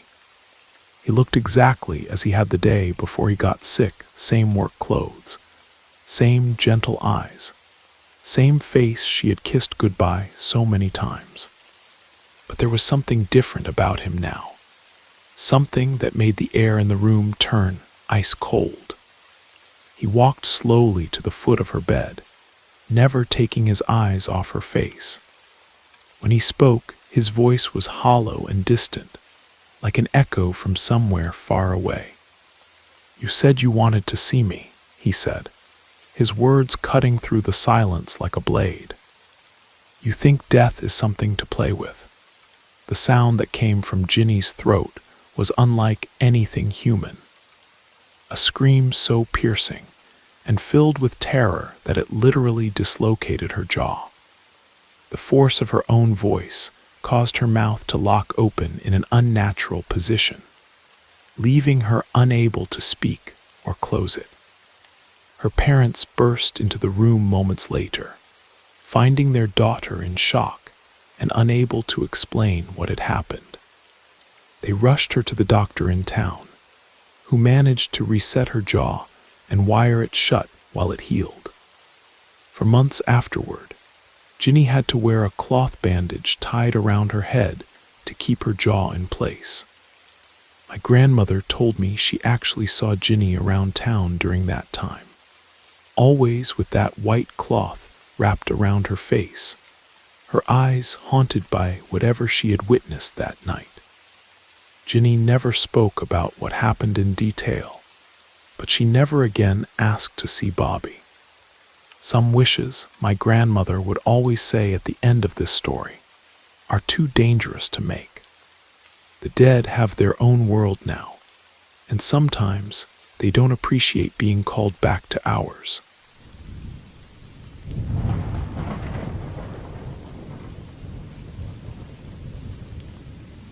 My name is Sarah, and I'm 49 years old. What I'm about to tell you happened to my family and me when I was in my early 20s. And even now, decades later, I still wake up in cold sweats thinking about that cursed house. I had always lived in rural Iowa, in a small farming community where everyone knew each other and nothing ever seemed to happen. But when I was 23, my parents decided we needed to move closer to town so my younger brother could attend a better high school. Housing was expensive near the city, so when my father found a beautiful Victorian house for sale at an unbelievably low price. We thought we'd hit the jackpot. The house was built in the 1890s and had all the classic features: wraparound porch, bay windows, ornate woodwork, and high ceilings. It had been empty for several years, which explained the bargain price, or so we thought. The real estate agent was eager to close the deal quickly and didn't offer much information about the property's history. For the first month, everything seemed perfect.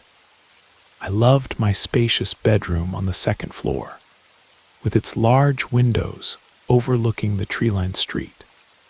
My parents were happy to be closer to town, and my brother was thriving at his new school. We thought we'd found our dream home. Then the incident started. It began on a Tuesday night in late October. I had just settled into bed and was reading a book when I heard what sounded like someone walking slowly down the hallway outside my room. The old wooden floors creaked with each step, and I could hear what sounded like someone crying softly. My first thought was that it might be my mother, so I called out to her. No response. The footsteps stopped for a moment, then continued past my door toward the stairs. I got up to investigate, but when I opened my door, the hallway was empty and the house was silent. I was about to dismiss it as my imagination when I heard something that made my blood freeze. A voice, low and raspy, was calling my name from somewhere beneath my bed. Sarah, Sarah. The temperature in my room dropped so suddenly that I could see my breath. I felt something tugging at my blankets from underneath the bed, pulling them toward the floor with deliberate, rhythmic yanks. I ran from my room screaming for my father, but when I told him what happened, he dismissed it as stress from the move and told me I was letting my imagination run wild. I knew what I had experienced was real, but I couldn't convince him. The next day, my parents had to go into town for some errands, leaving me alone in the house for the first time since we'd moved in. I was in the kitchen washing dishes when I heard the front door creak open. I called out, thinking my parents had returned early, but got no response. I walked to the front hallway and saw something that nearly stopped my heart. Standing near the door was the figure of an elderly woman, hunched over, and wearing a tattered dress that was stained dark with what looked like dried blood. She was dragging something heavy behind her chains that scraped against the wooden floor with each step. The woman turned to look at me, and I saw her face was pale and gaunt, with hollow eyes that seemed to stare right through me. She raised one gnarled finger and pointed in my direction, her mouth opening in a silent scream. That's the last thing I remember before everything went black. I woke up in my mother's arms several hours later. My parents had found me unconscious on the kitchen floor when they returned from town. Once again, they refused to believe my story, insisting I must have fainted from low blood sugar or exhaustion. For almost a year, I endured similar experiences while my family dismissed my fears. Strange noises in the night, cold spots throughout the house, and the persistent feeling that we were being watched. I began to dread coming home from work, knowing that each evening might bring another terrifying encounter. Then something happened that finally convinced my parents I wasn't losing my mind. My mother and I were deep cleaning the house one Saturday morning when we decided to tackle the main bathroom on the first floor. As we opened the door, we both gasped in horror. The large mirror above the sink was covered in what looked like bloody handprints. as if someone had pressed their palms against the glass while their hands were soaked in blood. The prints were fresh and still dripping, leaving red streaks down the mirror's surface. We called for my father, who came running and stopped dead in his tracks when he saw what we were looking at. For the first time since we'd moved into the house, he couldn't explain away what we were seeing. The next day, my father contacted a local priest and asked him to come look at the house. Father Martinez was an elderly man who had served the community for decades and had experience with what he diplomatically called unusual situations. After walking through the house and listening to our experiences, Father Martinez told us that he believed there were spirits trapped in the house souls that had died in violence and couldn't find peace. As he was explaining this to us, we heard the sound of sobbing coming from my parents' bedroom upstairs. All four of us heard it clearly, but when we investigated, the room was empty. That was enough for my father. He packed us up that very evening, and we went to stay with my aunt and uncle across town while we figured out what to do next. During dinner at my aunt's house, my father finally asked the question we should have asked before buying the property. What did they know about the house's history? My aunt and uncle exchanged a look before my uncle spoke up. He told us that about 18 years earlier, the house had been the scene of a brutal double murder. A young couple named David and Jennifer Walsh had lived there with Jennifer's mother, an elderly woman named Ruth who suffered from dementia. David had been struggling with mental health issues and had been drinking heavily. One evening, after a heated argument with Jennifer about his drinking, he had stormed out of the house around 9:30. When he returned several hours later, he was in a complete rage. He found Jennifer in the bathroom, getting ready for bed, and attacked her with a kitchen knife.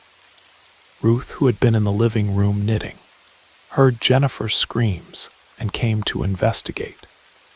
David killed her as well, then, upon realizing what he had done, began hearing voices that drove him to take his own life. The house had sat empty for years before being put on the market. Several families had tried to live there, but none stayed longer than a few months. The locals all knew it was haunted, but real estate agents from out of town continued to try to sell it to unsuspecting buyers like us. We never went back to that house. We lost our deposit and had to start over financially, but it was worth it to escape that place of horror. The house still stands on Elm Street, and from what I hear, it's still for sale. I drive past it sometimes when I'm in town, and I always get the same chill I felt during those terrible months we lived there. Some places hold onto the violence that occurred within their walls, and no amount of fresh paint or new furniture can cover up the stain of what happened there. I learned that lesson the hard way, and I'll never forget the terror of living in that cursed house.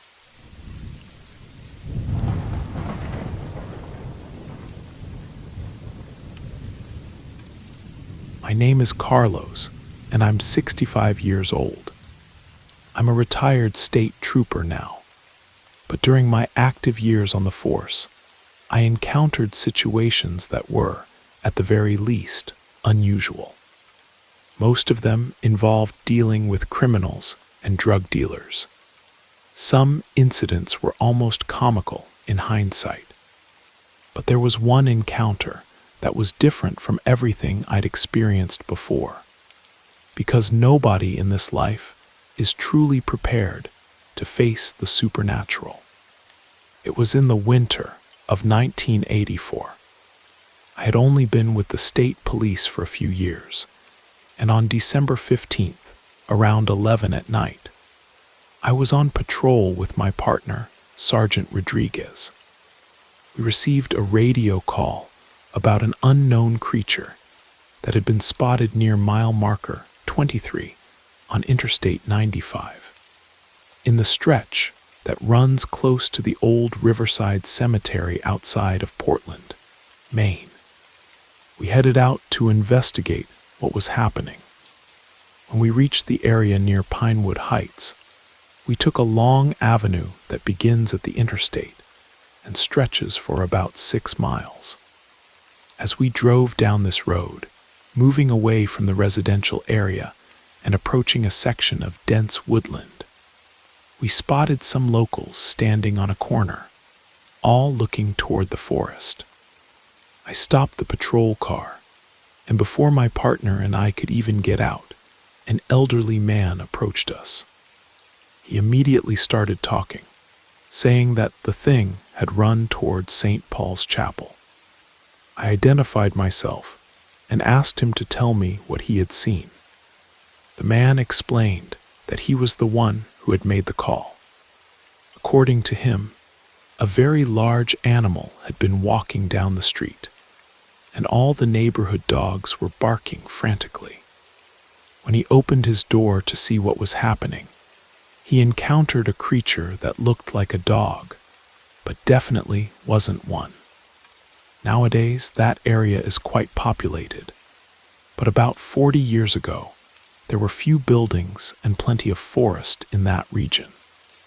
I believed it might be some kind of predator that had probably fled into the woods, making it difficult for just 2 officers to find anything hidden out there.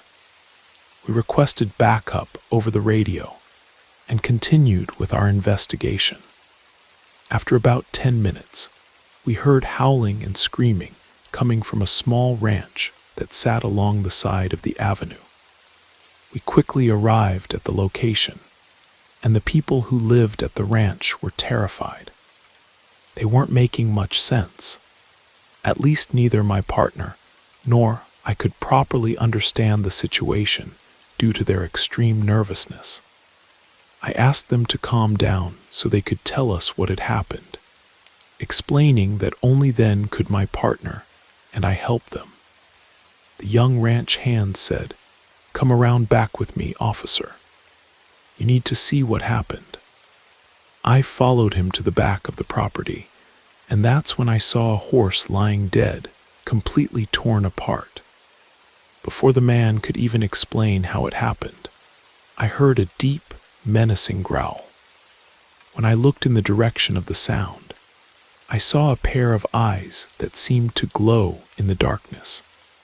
I focused my flashlight beam and saw, standing there just a few yards from us, a creature that was unknown to science but very popular in legends. The being was enormous and resembled a dog, but much larger. I'd estimate that on all fours, it was about the size of a small donkey, but much leaner.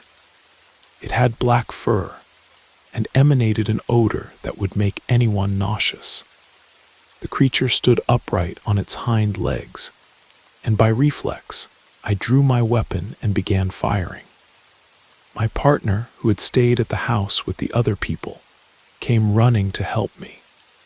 When he arrived, he still managed to see the creature before it fled into the forest. We returned to the house, and honestly, I was almost in shock because I couldn't believe that such an animal could exist. The ranch owner told us that a few days earlier, he had heard howling, and the animals had become agitated. During the night, he thought it might be thieves, or even a mountain lion.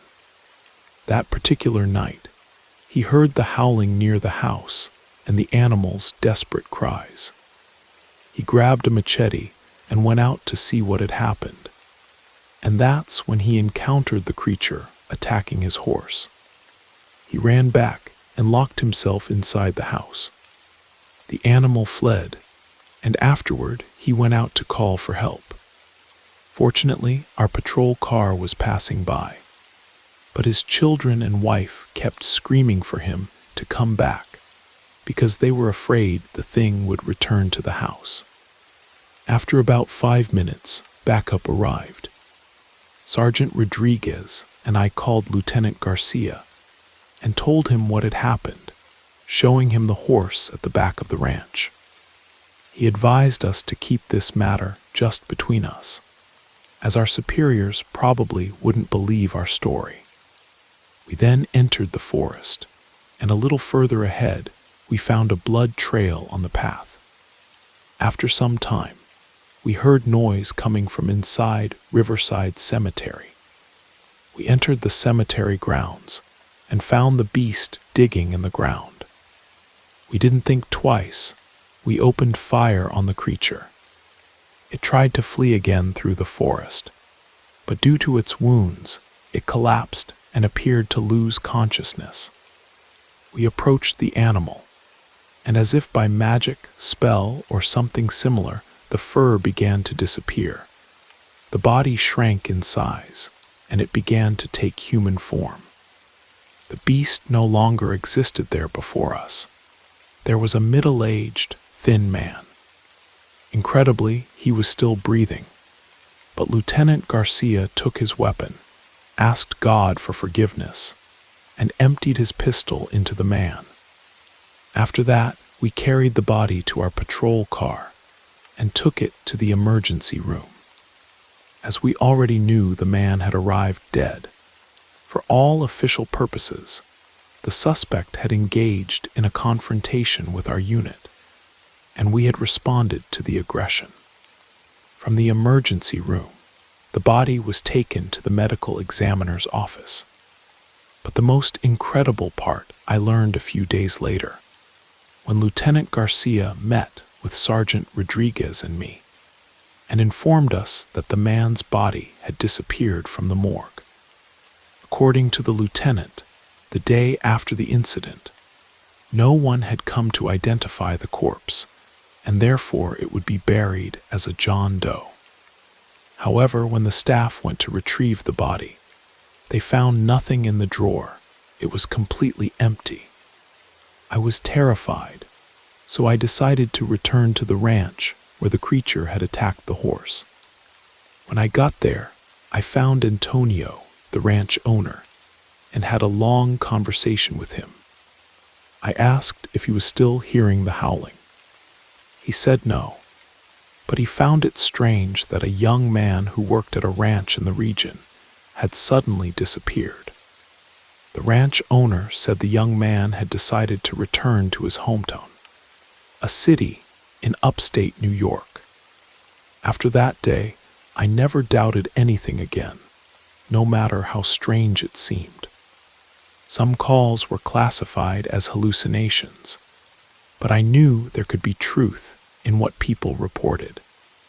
However, this type of thing will never have an official investigation. The woods of Maine hold many secrets, and some things are better left unexplored. But I know what I saw that December night, and I know that there are forces in this world that science cannot yet explain. The memory of those glowing eyes and that otherworldly howl will stay with me until my dying day.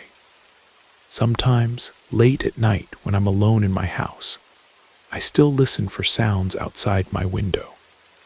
Because once you've seen what lurks in the darkness between our world and whatever lies beyond, you never truly feel safe again. The line between reality and nightmare becomes thinner than most people could ever imagine.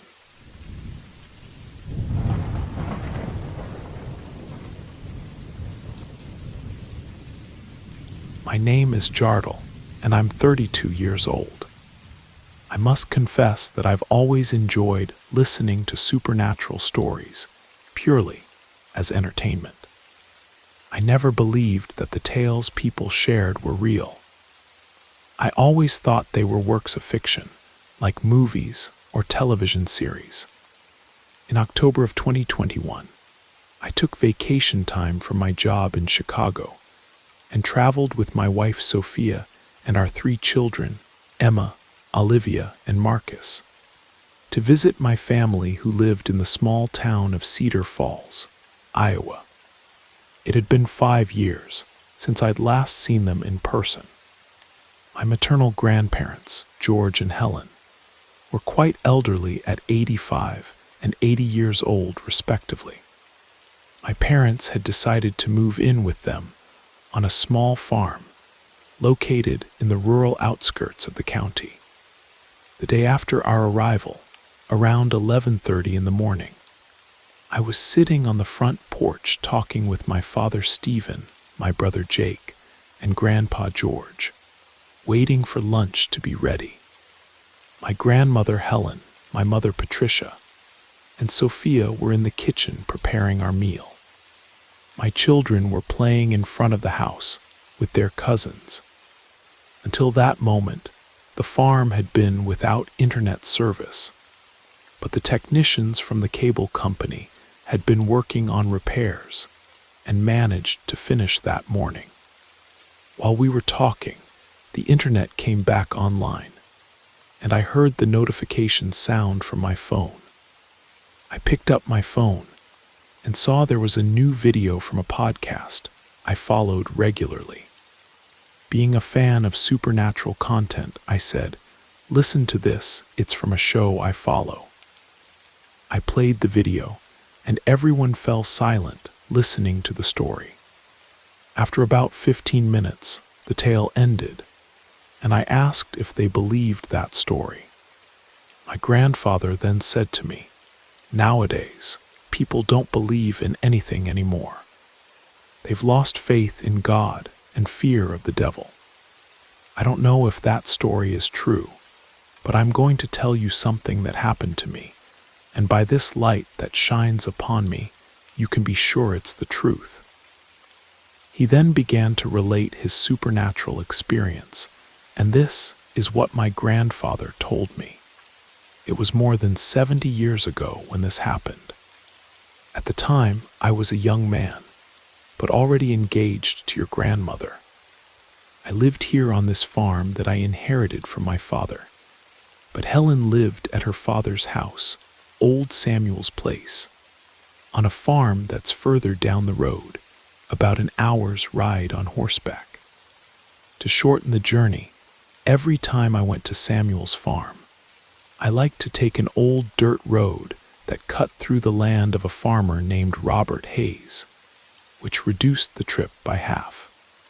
The problem was that this road had a reputation for being haunted and passed directly in front of an old cemetery. Because of this, everyone was afraid to travel that road at night. When I turned 20, my parents threw me a birthday party. They slaughtered a calf for a barbecue and even hired old Martin, the accordion player, to provide music for dancing. This birthday party was on a Sunday, and many people came to the farm that day.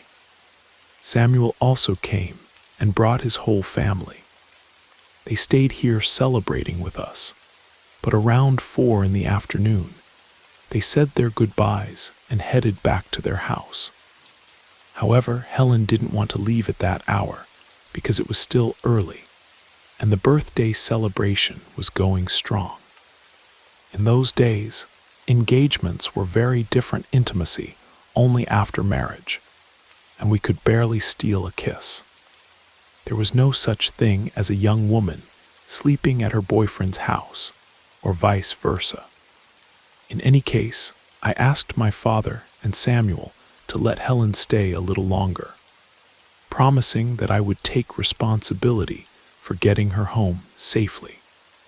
Helen's father agreed to let her stay, but with the condition that she be home before 9 o'clock. After they left, we continued enjoying ourselves, and when we realized it, it was almost 8 at night. So I saddled my horse and left to take your grandmother to her parents' farm. On the way there, I took the main road, and we arrived at the farm before 9 o'clock. After I arrived, I didn't stay long, didn't even have time to sit down. I said goodbye and headed back here to the farm since my birthday party was still going on. On the return trip, I took the road that passed through Robert Hayes' land because I was in a hurry. When I passed in front of the cemetery, I looked inside and saw what appeared to be a boy of about 10 years old running around inside. I also heard a horrible scream, and it seemed like something was running down the road right behind me. At that moment, I spurred my horse to run and arrived home with my heart pounding, terrified because I was certain that what I had seen was not of this world. I told my friends who were still at the party about what happened, but nobody believed me, and they even made fun of me. Later, around midnight, when almost everyone had gone home, only 3 friends remained who were quite drunk: Tommy, Pete, and Woody. As all drunks are bold and brave, they decided to go to the old cemetery to get to the bottom of the story. I was sober and managed to convince them to give up the idea, but Pete said that the next day at sunset, he would come to my house so we could all go back to the cemetery and settle the matter once and for all. Thinking that by the next day they would have forgotten about this, I agreed and promised I would be waiting for them at home. On Monday, around 5:30 in the afternoon, I had just returned from working in the fields and went to wash up. The bathroom was outside the house, and when I came back from bathing, I found my 3 friends in the living room talking with my mother. When they saw me, Pete immediately said, "Why did you take a shower? Did you forget we have an appointment? Let's go to the old cemetery. I want to see this ghost you saw yesterday." My mother advised us not to do it. My father also came into the room and told us to give up the idea, saying it was better not to mess with such things. Even though my parents advised us not to go, we disobeyed and went anyway. Each of us rode a horse. We took a lantern, a machete, and a shotgun. Even knowing it was something from another world, our weapons wouldn't be of any use, because to this day, I don't know anyone who has killed a ghost. It didn't take even half an hour after we left before we arrived in front of the old cemetery. It was already night, and darkness had taken over the place. Even the moon was hidden behind the clouds. We dismounted our horses and looked carefully inside the cemetery gate. It was an old wooden gate, but was locked with a chain. The only way to enter was to climb over the wall, and so we did. We climbed over the low stone wall that still resisted the passage of time. We began walking around inside among the ruins of the graves, illuminating the environment with our lanterns. Suddenly, something on the road screamed and spooked the horses, which ran off toward the farm. We were stranded without our mounts, and the brave men began to tremble with fear and said it was better for us to leave immediately. Right then I said, "No, don't run. Let's find out if there's something here. Isn't this what you wanted? Since we're here, let's discover what kind of ghost this is." But when I looked around, Pete and Woody had already jumped over the wall and were running back toward the farm. Not even a minute later, Tommy and I heard the 2 of them screaming, "Holy Mary, help us." We ran to the road to see what had happened, and when we looked, the 2 were coming back desperate, white as sheets of paper and shaking like leaves in the wind. They immediately told us that on the side of the road, there was a woman standing with eyes of fire who was over 6 feet tall. We didn't know whether to believe them or not, as it could have been a joke. Then suddenly, we heard a whistle from inside the cemetery, and when we looked, there was a boy standing on top of an old grave. He spoke to us, "Run. Don't stay there. She's going to get you." We knew that boy was not of this world, but at least he seemed to want to help us. So we asked, "Who are you, boy?" Then he said, "It doesn't matter who I am, but if you want to save your lives, come in here." We entered the cemetery, and the boy led us to the back and said, "She won't enter here. Stay quiet, and in a little while she'll pass by in front and go to the cattle guard. When she passes, you can leave." I didn't have the courage to say anything, but Woody, stuttering, asked who that woman was. The boy said, "It's a spirit that wanders this part of the road, tormenting travelers who pass by here. She has no rest because in life she was very evil and never repented of her wickedness. It's not good to travel these roads at night." After he said that, we heard a noise on the road, and when we looked toward the road, that thing was right there in front of us.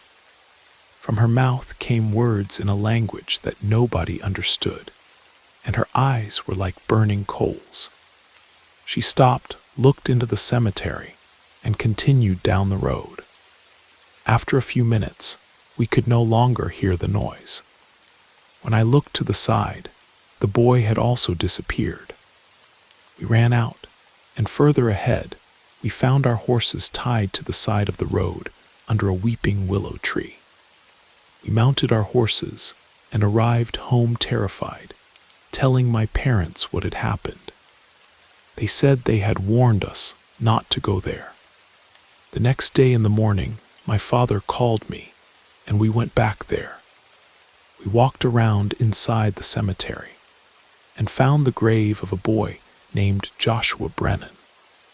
Based on the birth and death dates, he had died at 12 years of age. I mentioned what had happened to Samuel, and he said he remembered a boy by that name who had died of scarlet fever some years earlier. I investigated and discovered that the boy still had some living relatives, a sister whom I knew. I went to her house and got straight to the point.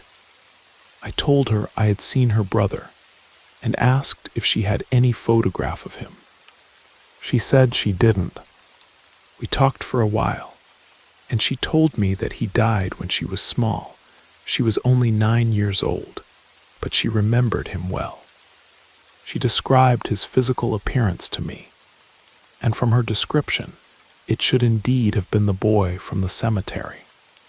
After that, I bought some candles and lit them at the boy's grave, praying and thanking him for his help, because if it hadn't been for him, we might have died that night. That experience changed my perspective on the supernatural forever. The old Willow Creek Cemetery still stands today, though most people avoid it after dark. Sometimes, when I drive past on my way to town, I slow down and look toward those weathered headstones, wondering if young Joshua still watches over travelers who find themselves in danger. There are forces in this world that we don't understand, and sometimes, just sometimes, those forces look out for us when we need them most. The boy who saved us that night taught me that not all spirits are malevolent. Some are guardians, protecting the living from dangers they cannot comprehend. I never saw Joshua again, but I've never forgotten his warning or his kindness. In a world full of darkness, sometimes the light comes from the most unexpected places, even from beyond the veil that separates the living from the dead.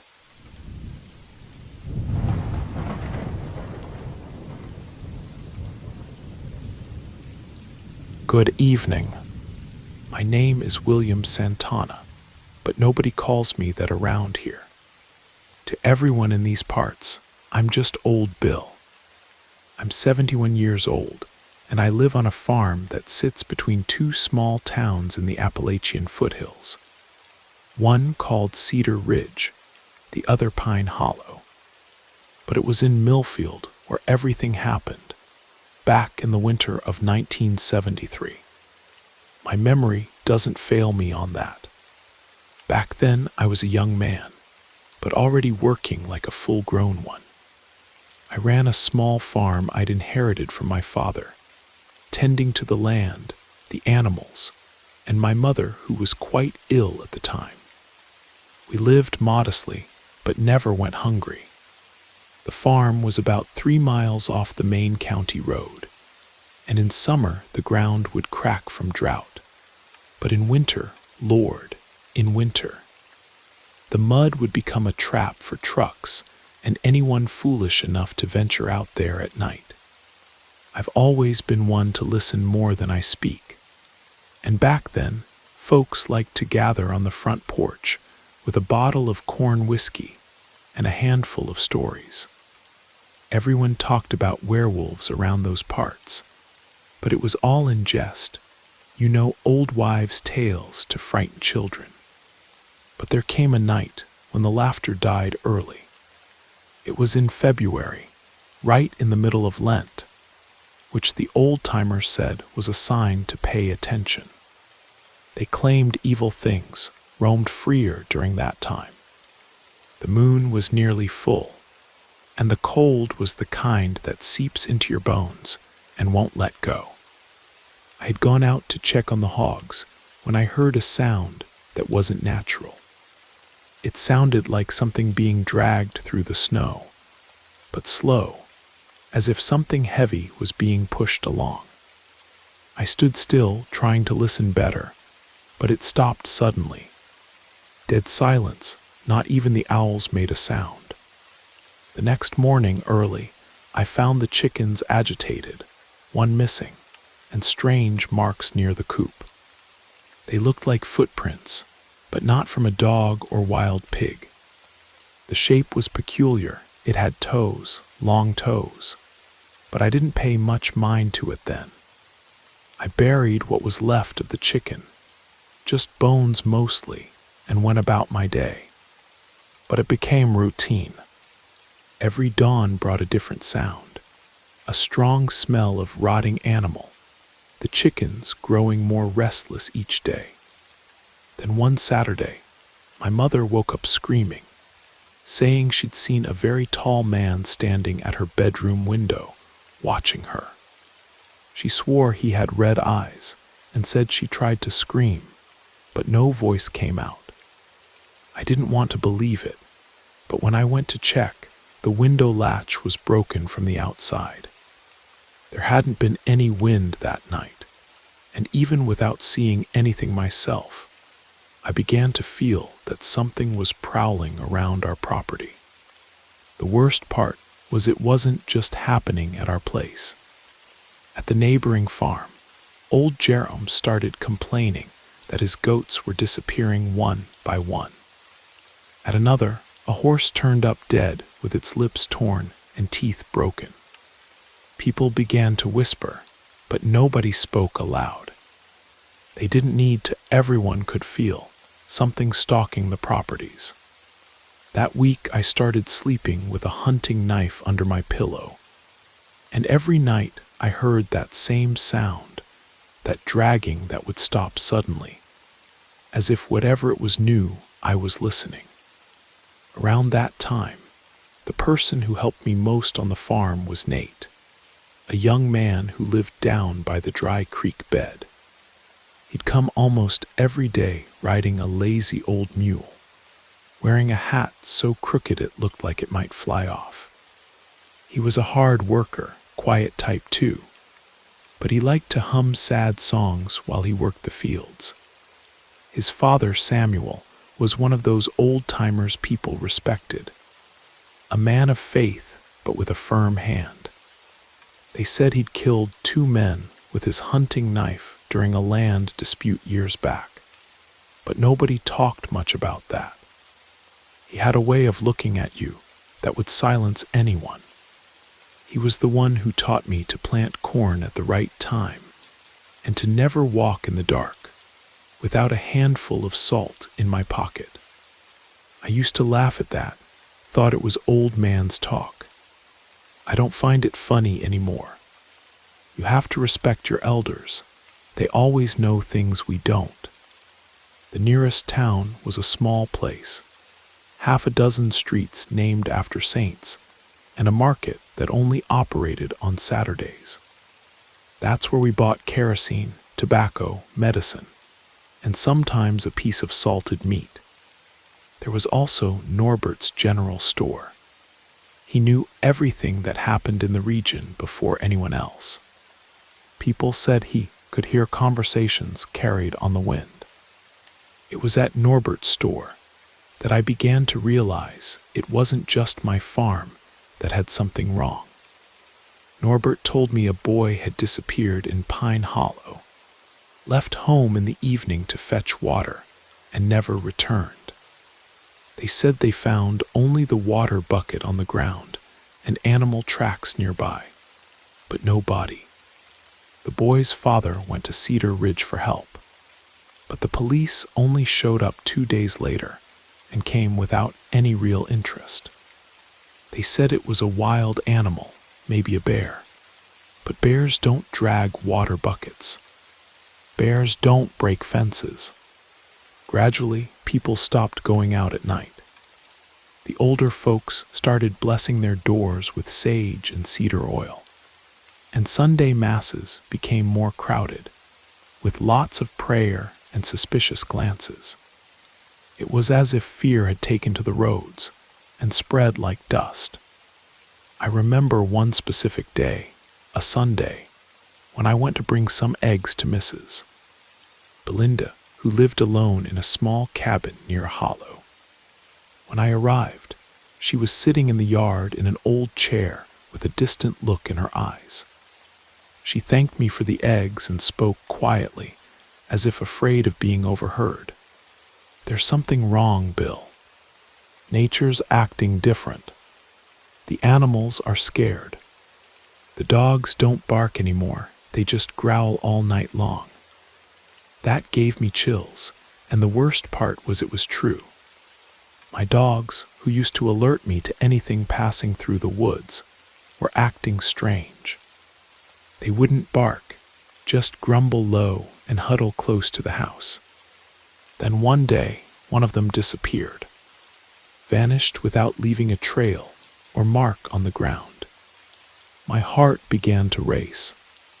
I pretended everything was fine, but I was scared of something I couldn't explain, scared of what was prowling the woods, scared of what might already be closer than we imagined. But the final straw came on a night with a full moon when I went to draw water from the well, a deep well near the pig pen. On the way, I passed near the old oak stump that my father used to say was a spirit tree, and there I saw it. It wasn't an animal. It was a person, just a silhouette standing there, tall as if waiting for me. But it didn't move, and when I took a step back, it vanished into the darkness. I didn't run or shout. I just turned slowly and walked back to the house with trembling legs. That couldn't be natural. No wild animal stands upright. And if that was a man, it wasn't just any man. After that night near the oak, my mind found no peace. I pretended everything was fine, kept to my daily routine. But inside, the anxiety was beating hard. I'd wake at any sound, sleep with a knife on my belt, and the roosters that always crowed before dawn began to stay silent in the early hours, as if they knew it was better not to make noise. It was around this time that the heavier whispers began. It wasn't just talk of animals in the woods anymore. Now people were saying there was someone from the settlement who wasn't just people anymore.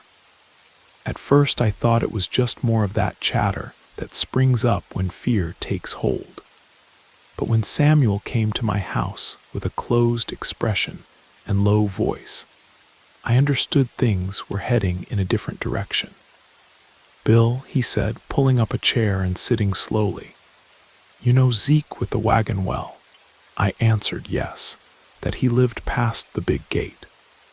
He told me then that they'd seen him coming back from the main road, naked at night, dirty with mud, his back all scratched up as if he'd crawled through the woods, and worst of all, with red eyes, Bill. Red eyes. The one who saw him was Mrs. Damiana's nephew. He got off the wagon immediately, without even taking the bundle of firewood he'd cut. Said he'd never seen a man like that. I stayed quiet. I'd known Zeke since we were kids. He was always odd, but never caused trouble. Lived alone, barely spoke to anyone. Worked hauling things with his horses, lived in the dust. That began hammering in my head. And that's not all, Samuel continued. 3 nights ago, Bastion's pregnant bitch turned up torn open in the yard, as if someone had ripped her belly with their hands and left her there, spread across the ground. Didn't take the puppies or anything, just for meanness or maybe hunger. I can't say for sure. Well, the stories began to repeat. Every week there was a new animal missing, a fence broken, and a dead dog. When people began to add up the days, they realized the bad things always happened on Thursday nights going into Friday, from waning moon to full moon. Always the same rhythm, always in the same areas. Zeke became the target of hard stares. Nobody spoke to him, but everyone watched. The worst part was he seemed to know. He'd pass with his wagon silently, face covered, only the sound of the wheel cracking through the mud. Even the dogs wouldn't bark when he passed. They'd just lower their heads. One day Nate came here scared, said Zeke had stopped him on the road right near the cross hill, and asked if he still came here every day. Said it in a strange tone, that in these parts the woods swallow those who don't have sense. That was all just the way he said it, like a warning, left Nate white as chalk. From that day on, I started carrying a shotgun. I was never one for weapons, but I took the old gun that belonged to my father and kept it loaded by the kitchen wall. I slept lightly, one ear in sleep and the other in the dark. At every sound I'd get up slowly and peer through the window crack. It was on one of those nights that I saw it. It was almost midnight when I heard the pigs screaming, a scream that wasn't natural. I went slowly to the porch and just watched. The pig pen was about 30 yards from the house, lit only by moonlight, and there, in the middle of the mud, was a crouched figure. The whole body was arched like a man on all fours, but the manner wasn't human. It moved quickly, nervously, as if tearing something apart with its hands. I couldn't see everything, but the sound coming from it was of an animal growling, thick, panting, a wet noise that turned my stomach. My finger itched on the shotgun trigger, but I held back. Then it turned around. I didn't see the face, just saw the gleam of red eyes, small but bright like embers. It saw me too, stood still, just breathing hard. It had very heavy breathing. Then it ran off on all fours, disappeared into the woods as if it already knew the way, heading home it seemed. That night I didn't sleep. I sat on the edge of the bed until the rooster crowed, shotgun in my lap and heart in my throat. When day broke, I went to check the pig pen. There was blood everywhere. 2 pigs were missing. A third was there half-eaten with its belly opened. There was no sign of dragging, just deep marks in the ground as if it had been stepped on by a heavy animal that walked differently, with the heel up and toes digging deep. Human footprints, but not quite. At the store, I told Norbert.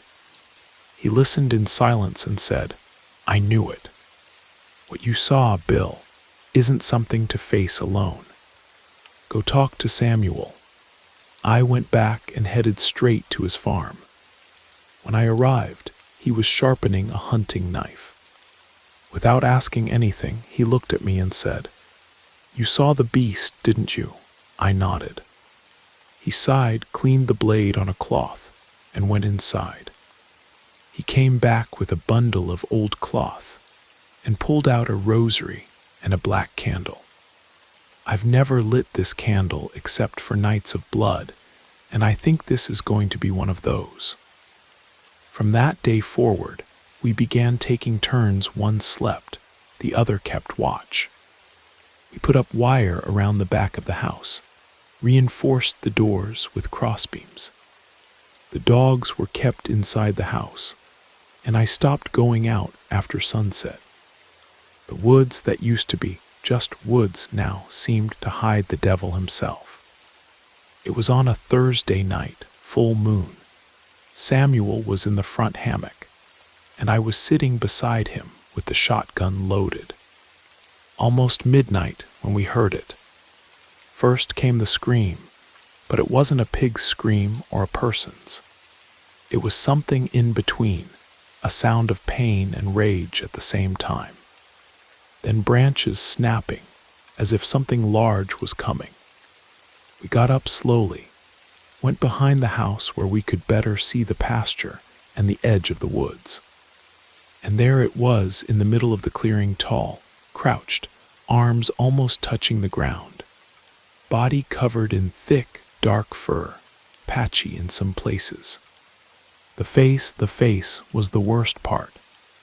Half man, half beast. Short snout and red eyes. Mouth open with wide teeth, as if smiling. It saw us, didn't run, just slowly rose up and stood. It was taller than any man I'd ever seen, broad shoulders, chest rumbling as if there was an engine inside. I remember this very clearly. I'll never forget the breathing of that creature. It's something very powerful. Samuel shouted, "Drop it," and fired. The blast cut through the night. The creature turned, stumbled but didn't fall. It gave a scream, a howl, and ran into the woods with a speed no animal that size should have. We stood there panting. The smell that lingered in the air of gunpowder was very strong, and we knew that was a warning. It had come to show us it would take any animal it wanted. The next morning we went to the woods, followed the trail, blood, deep footprints, but soon the trail stopped. On the ground there were only torn clothes, a leather belt, an old shirt, and a fallen boot full of dried mud. Inside the boot, rolled up, was a neck cord with a St. Anthony medal. I'll never forget that detail. Since when does a werewolf wear a St. Anthony medal? That's why I believe they're cursed creatures who don't like being what they are. Well, there we knew for sure. Zeke disappeared. His wagon was found abandoned on the old road, the horses loose in the woods. People said he'd gone away, but nobody saw him leave, and those who saw didn't want to talk. All I know is that after that day, we never saw Zeke in the region again, and the attacks and apparitions ended. So I believe Zeke really was the werewolf. He was the one causing all that trouble in the region. That was my personal account. I hope it gave you something to think about. Good night and God bless.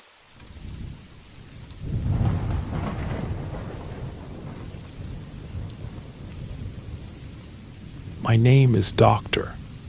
Michael Stevens, and I'm a physician who volunteers with a nonprofit organization that provides free medical care to remote communities throughout the Pacific Northwest.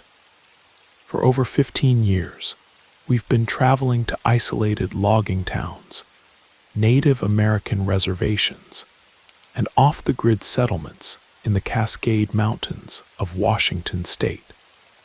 I live in Seattle, and twice a year I join a team of medical professionals and volunteers to fulfill this mission.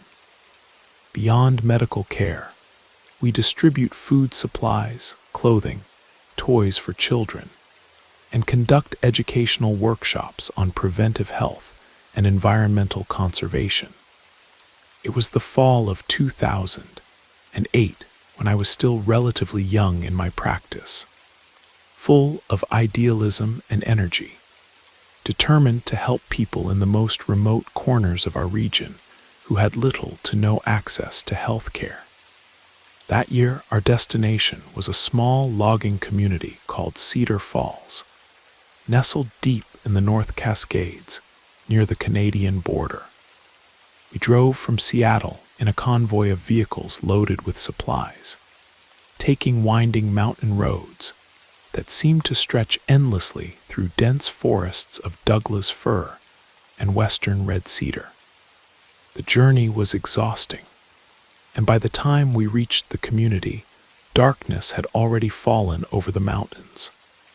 We checked into the only accommodation available, a rustic lodge that served the occasional hunter or hiker. And the next morning, after a simple breakfast, we loaded our gear into sturdy all-terrain vehicles to reach the more remote settlements scattered throughout the wilderness. This time, in addition to our usual medical and social work teams, my friend Dr. Sarah Chen, who is both a physician and a wildlife biologist with a passion for cryptozoology, joined our expedition. She wanted to study the unique ecosystem of the old-growth forests and document any unusual wildlife behavior she might encounter. Everything was proceeding according to plan.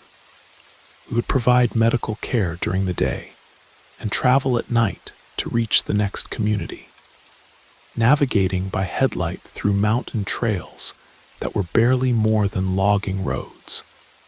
On the third day, our medical work in one settlement finished earlier than expected, so we continued our journey and reached the final community while it was still afternoon.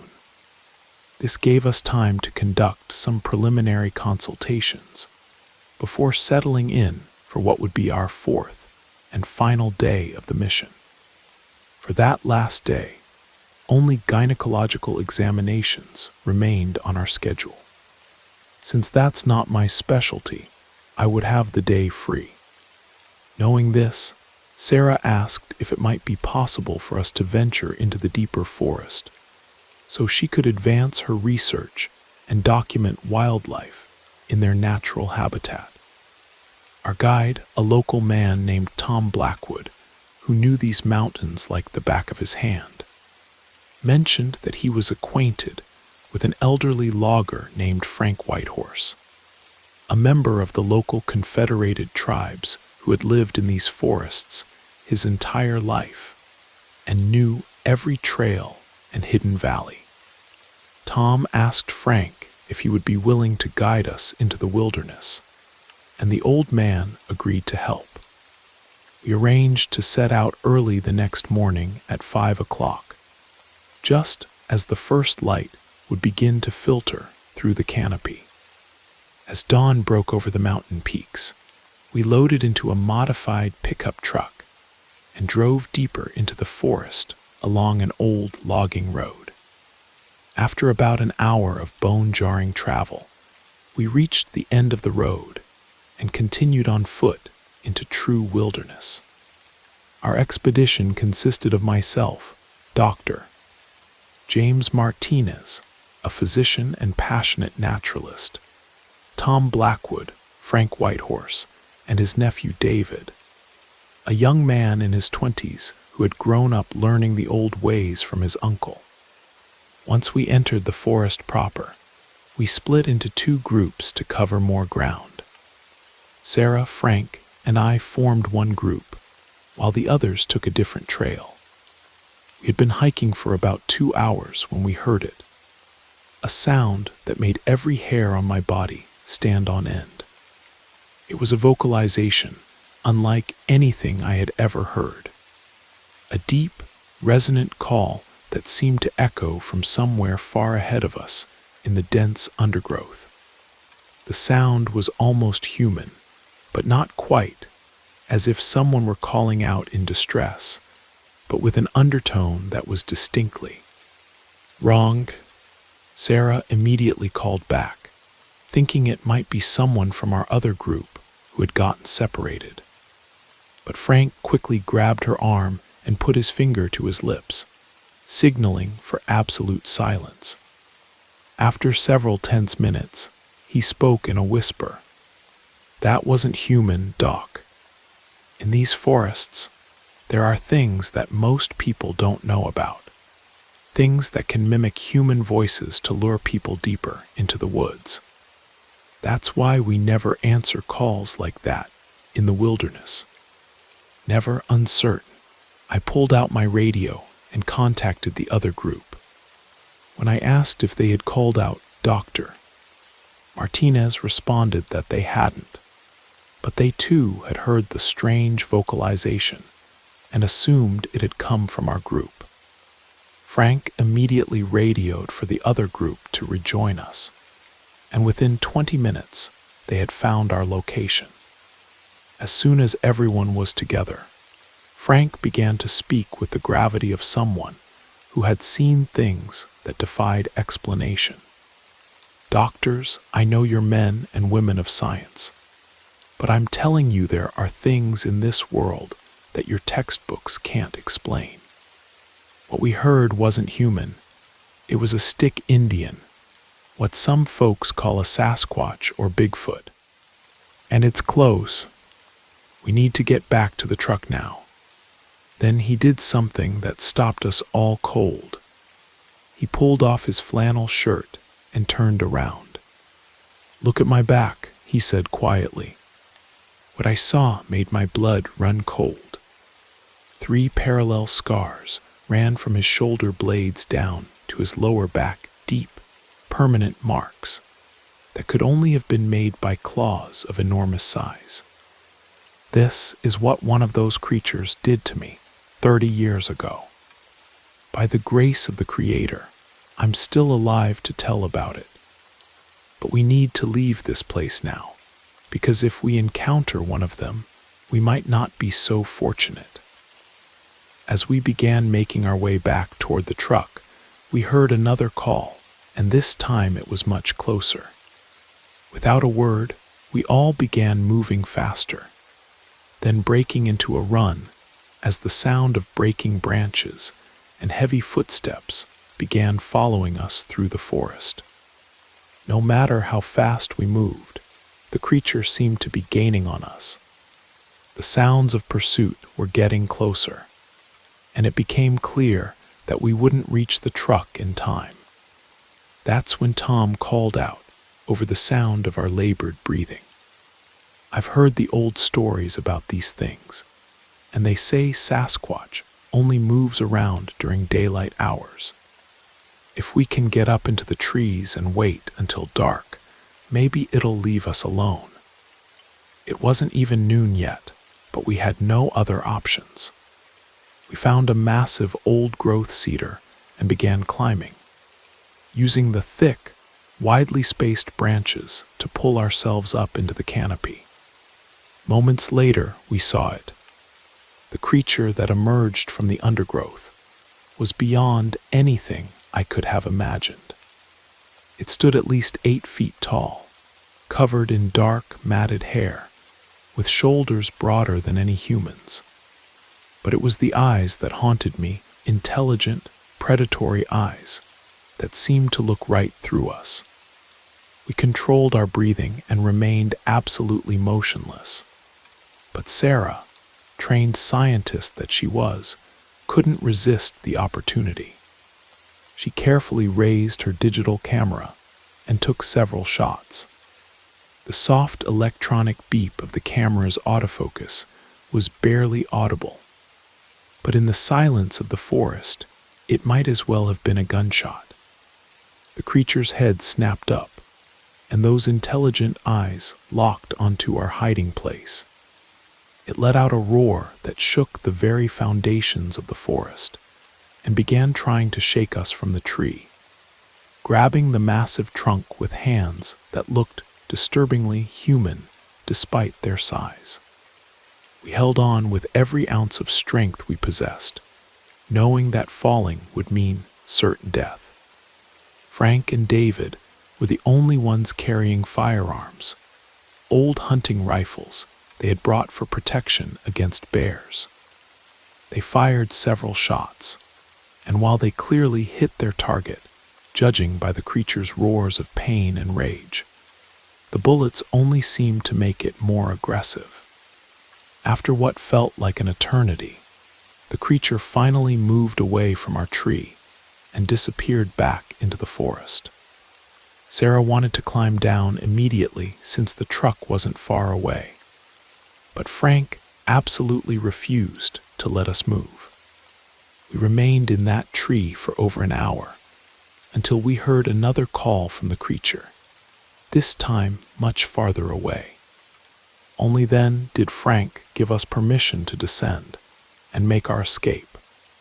We climbed down as quickly as we could and ran through the forest toward our vehicle.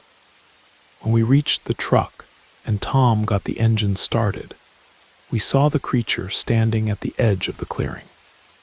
As we drove away, it began hurling branches and rocks at our vehicle, some of them large enough to dent the truck's panels. We had escaped, shaken but alive, and carrying proof that legends sometimes walk among us in broad daylight. Once we were safely away and could no longer see the creature, Dr. Martinez, who had always been skeptical of such stories, asked Frank to tell us more about how he had gotten those scars on his back. Frank was quiet for a long moment, then began his story. I was just 20 years old then, still living with my parents and siblings in a cabin about 20 miles deeper into the forest than where we were today. Our nearest neighbors were the people in the community where I live now.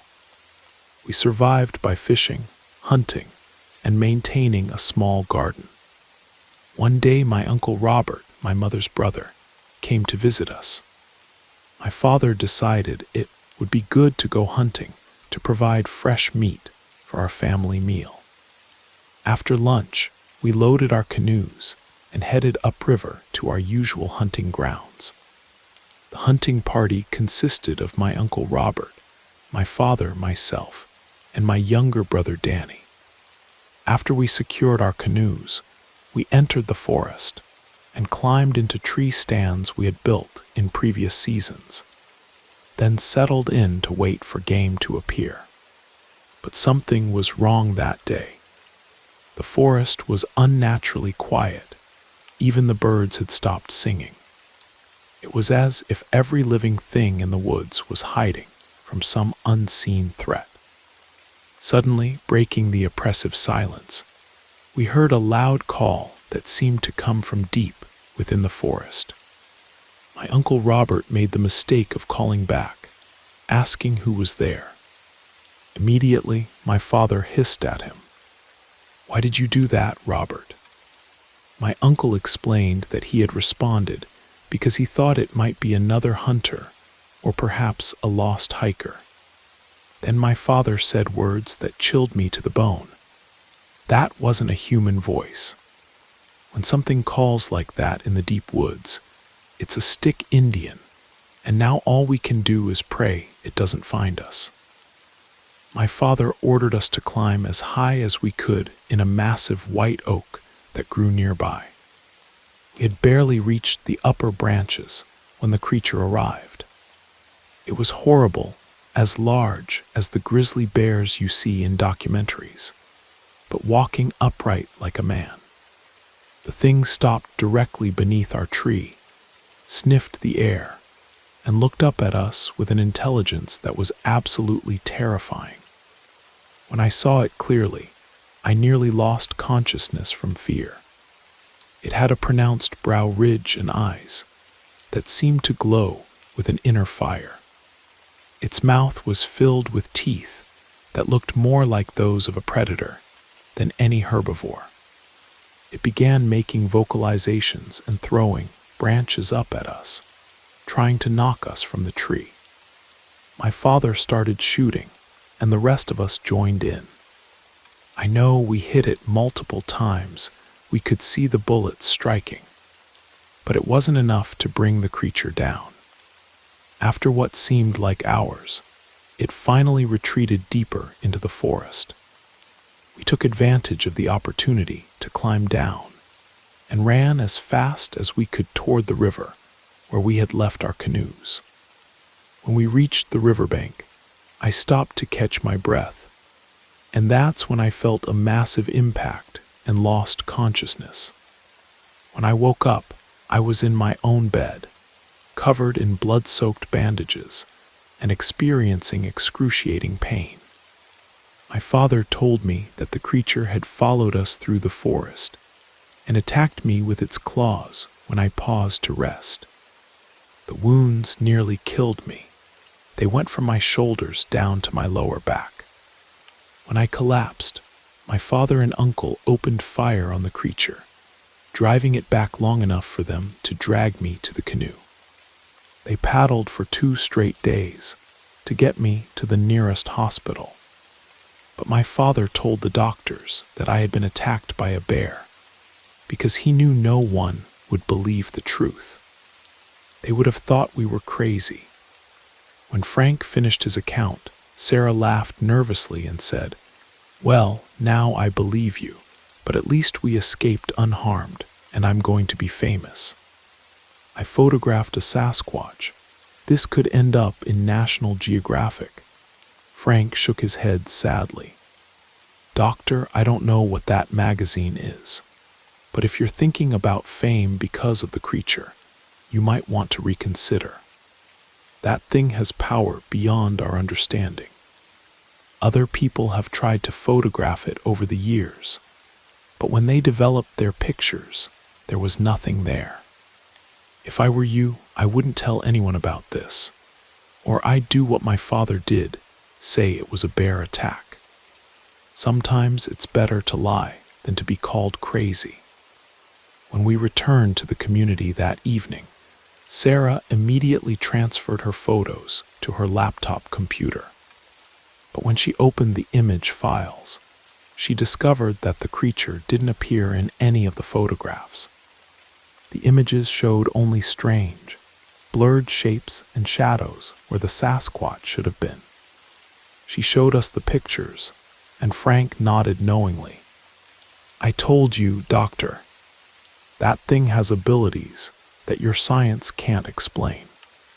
I know you have great knowledge about many things, but there are forces in this world that remain hidden from most people. There are creatures of power in the forests, in the rivers, on the highways, and even in the cities, and they will remain hidden from the majority of humanity."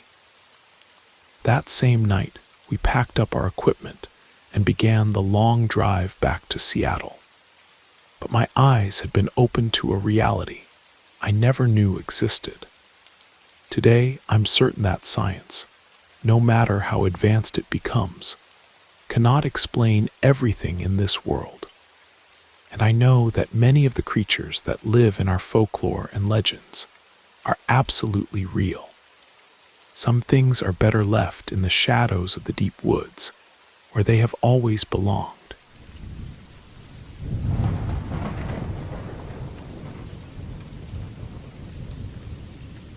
My name is Samuel, and I've carried this story with me for over 70 years now.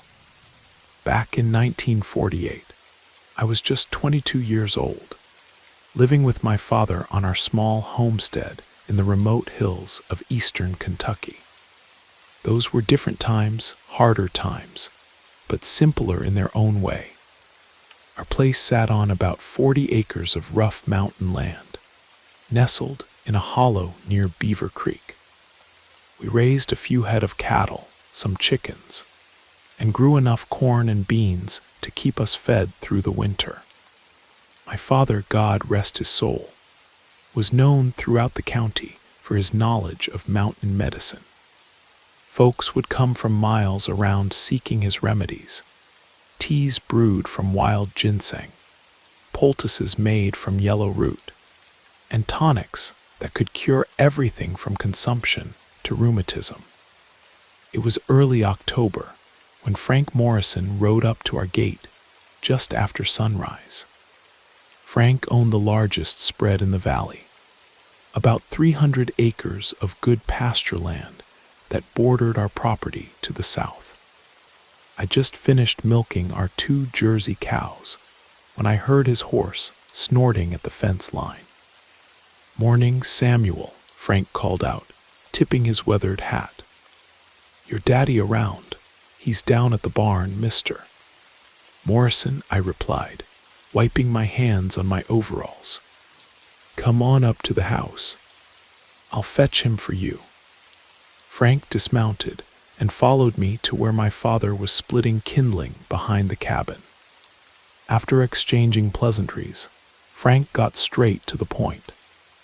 His youngest boy, Tommy, had been suffering from severe asthma attacks that were getting worse by the day. The doctor in town had tried everything he could think of, but nothing seemed to help. The boy would wheeze and gasp through the night, sometimes turning blue around the lips from lack of air. "I'll mix something up that'll set him right," my father assured Frank. "But I need some specific roots that only grow down by the creek beds. Wild cherry bark, bloodroot, and yellow dock. They have to be fresh pulled to work proper. Give me until tomorrow evening, and I'll have a tonic ready that'll clear his lungs right up." After Frank left, my father turned to me with that familiar look that meant we'd be spending the day tramping through the woods. "Get your gear together, boy. We've got work to do."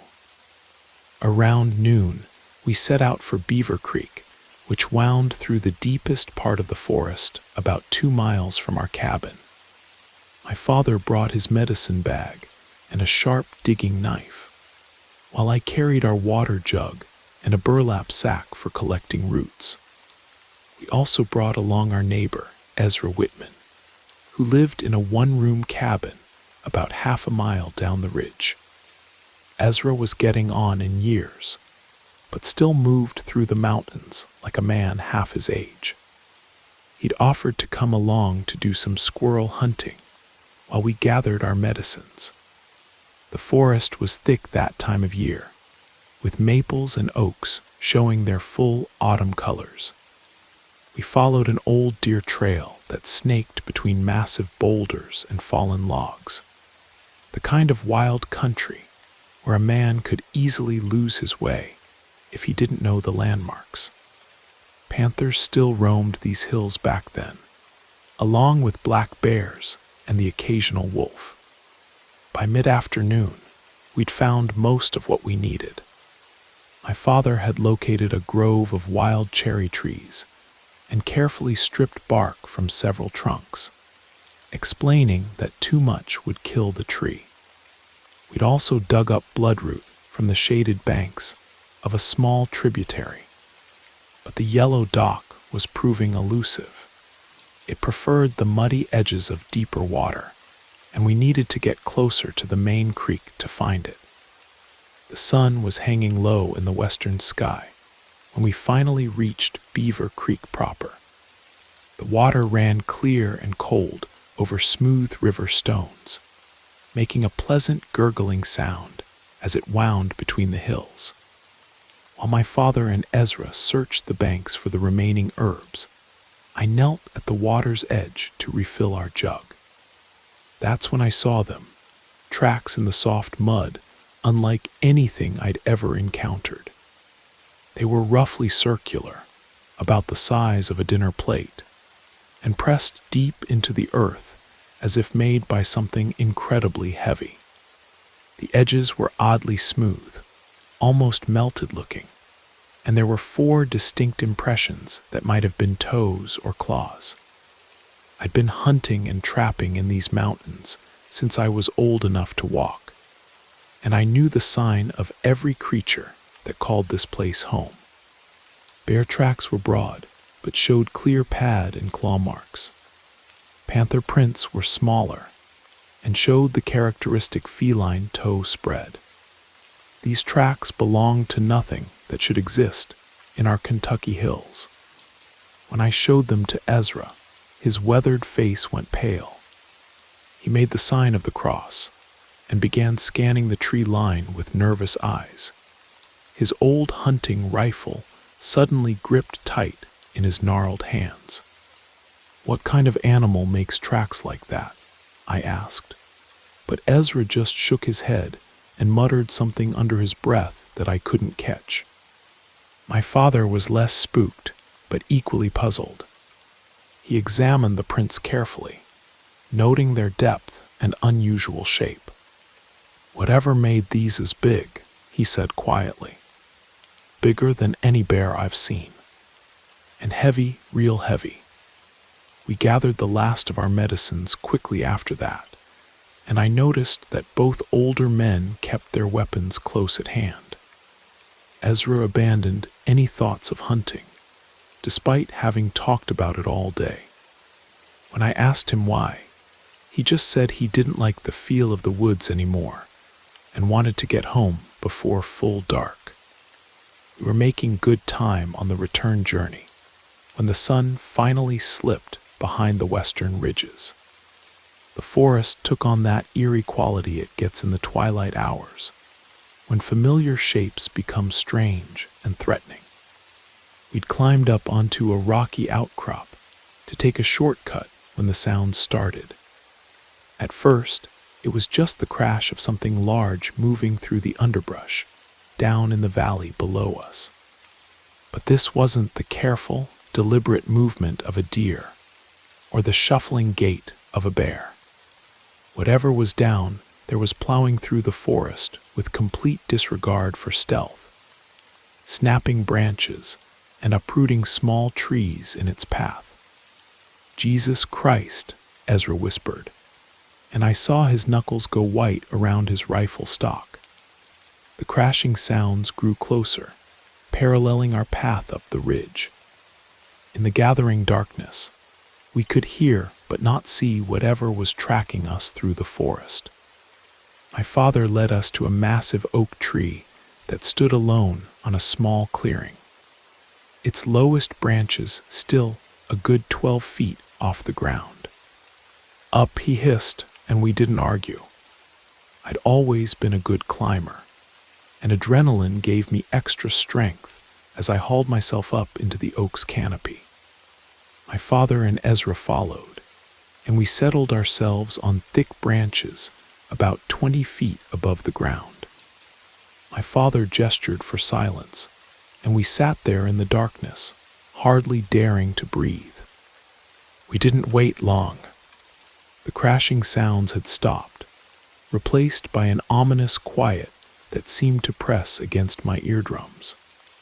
Then I heard footsteps, but not the 4-footed gait of any natural animal.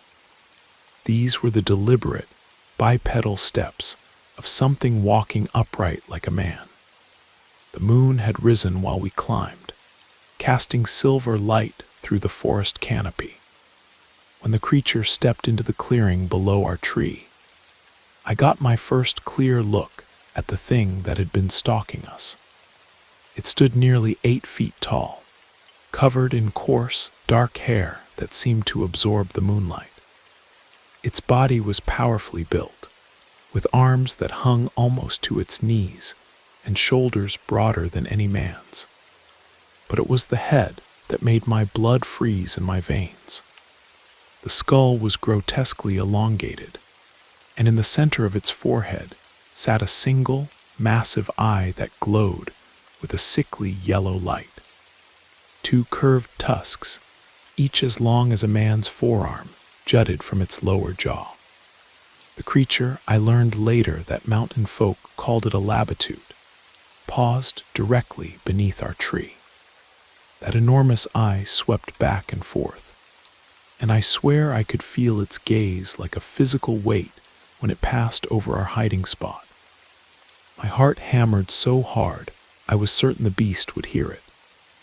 After what felt like hours, but was probably only minutes, the Labatut moved on, its heavy footsteps fading into the forest. We stayed in that tree until well past midnight, not daring to climb down until we were certain it was gone. The rest of our journey home passed in tense silence. We reached our cabin around 2 in the morning, exhausted and shaken. Ezra headed straight for his own place without a word, and I was grateful to see our familiar porch light burning in the window. But our ordeal wasn't over.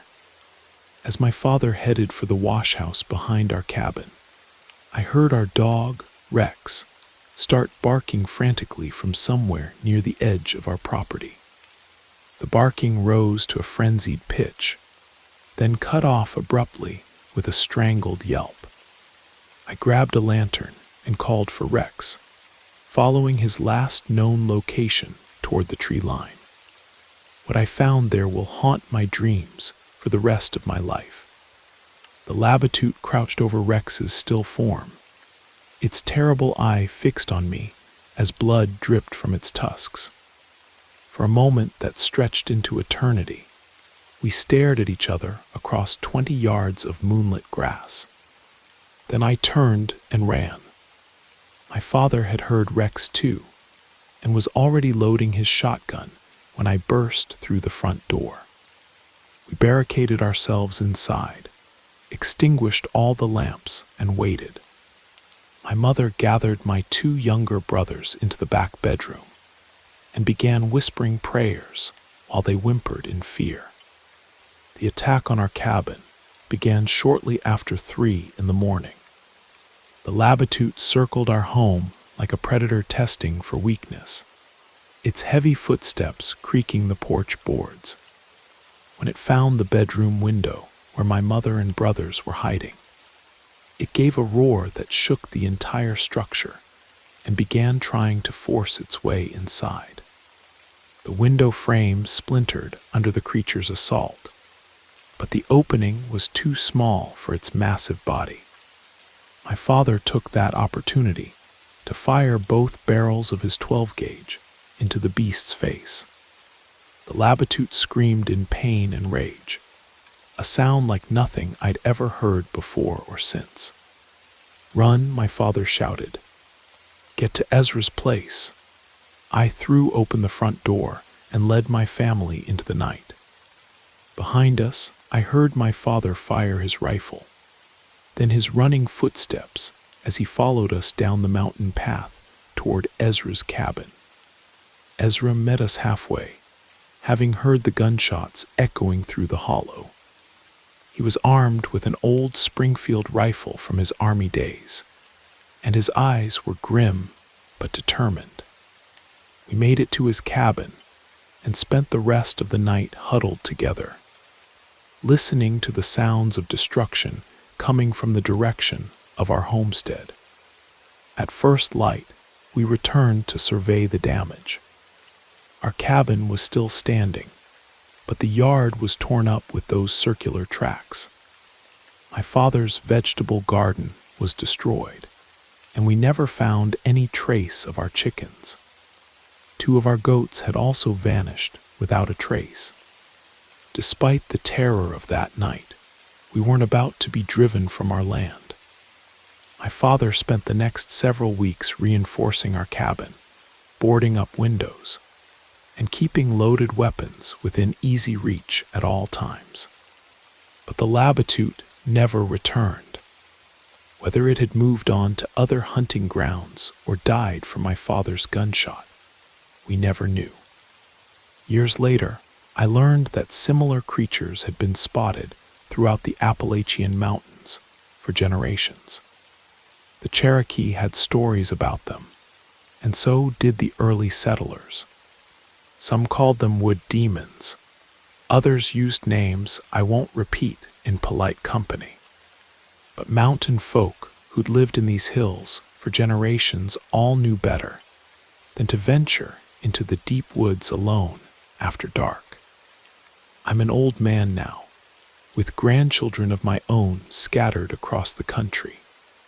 Most of them think these old mountain stories are just superstition and folklore. But I was there that October night in 1948. I saw what I saw, and I'll carry the memory of that terrible eye and those curved tusks until the day I die. The mountains keep their secrets well, but sometimes, just sometimes, those secrets come looking for you.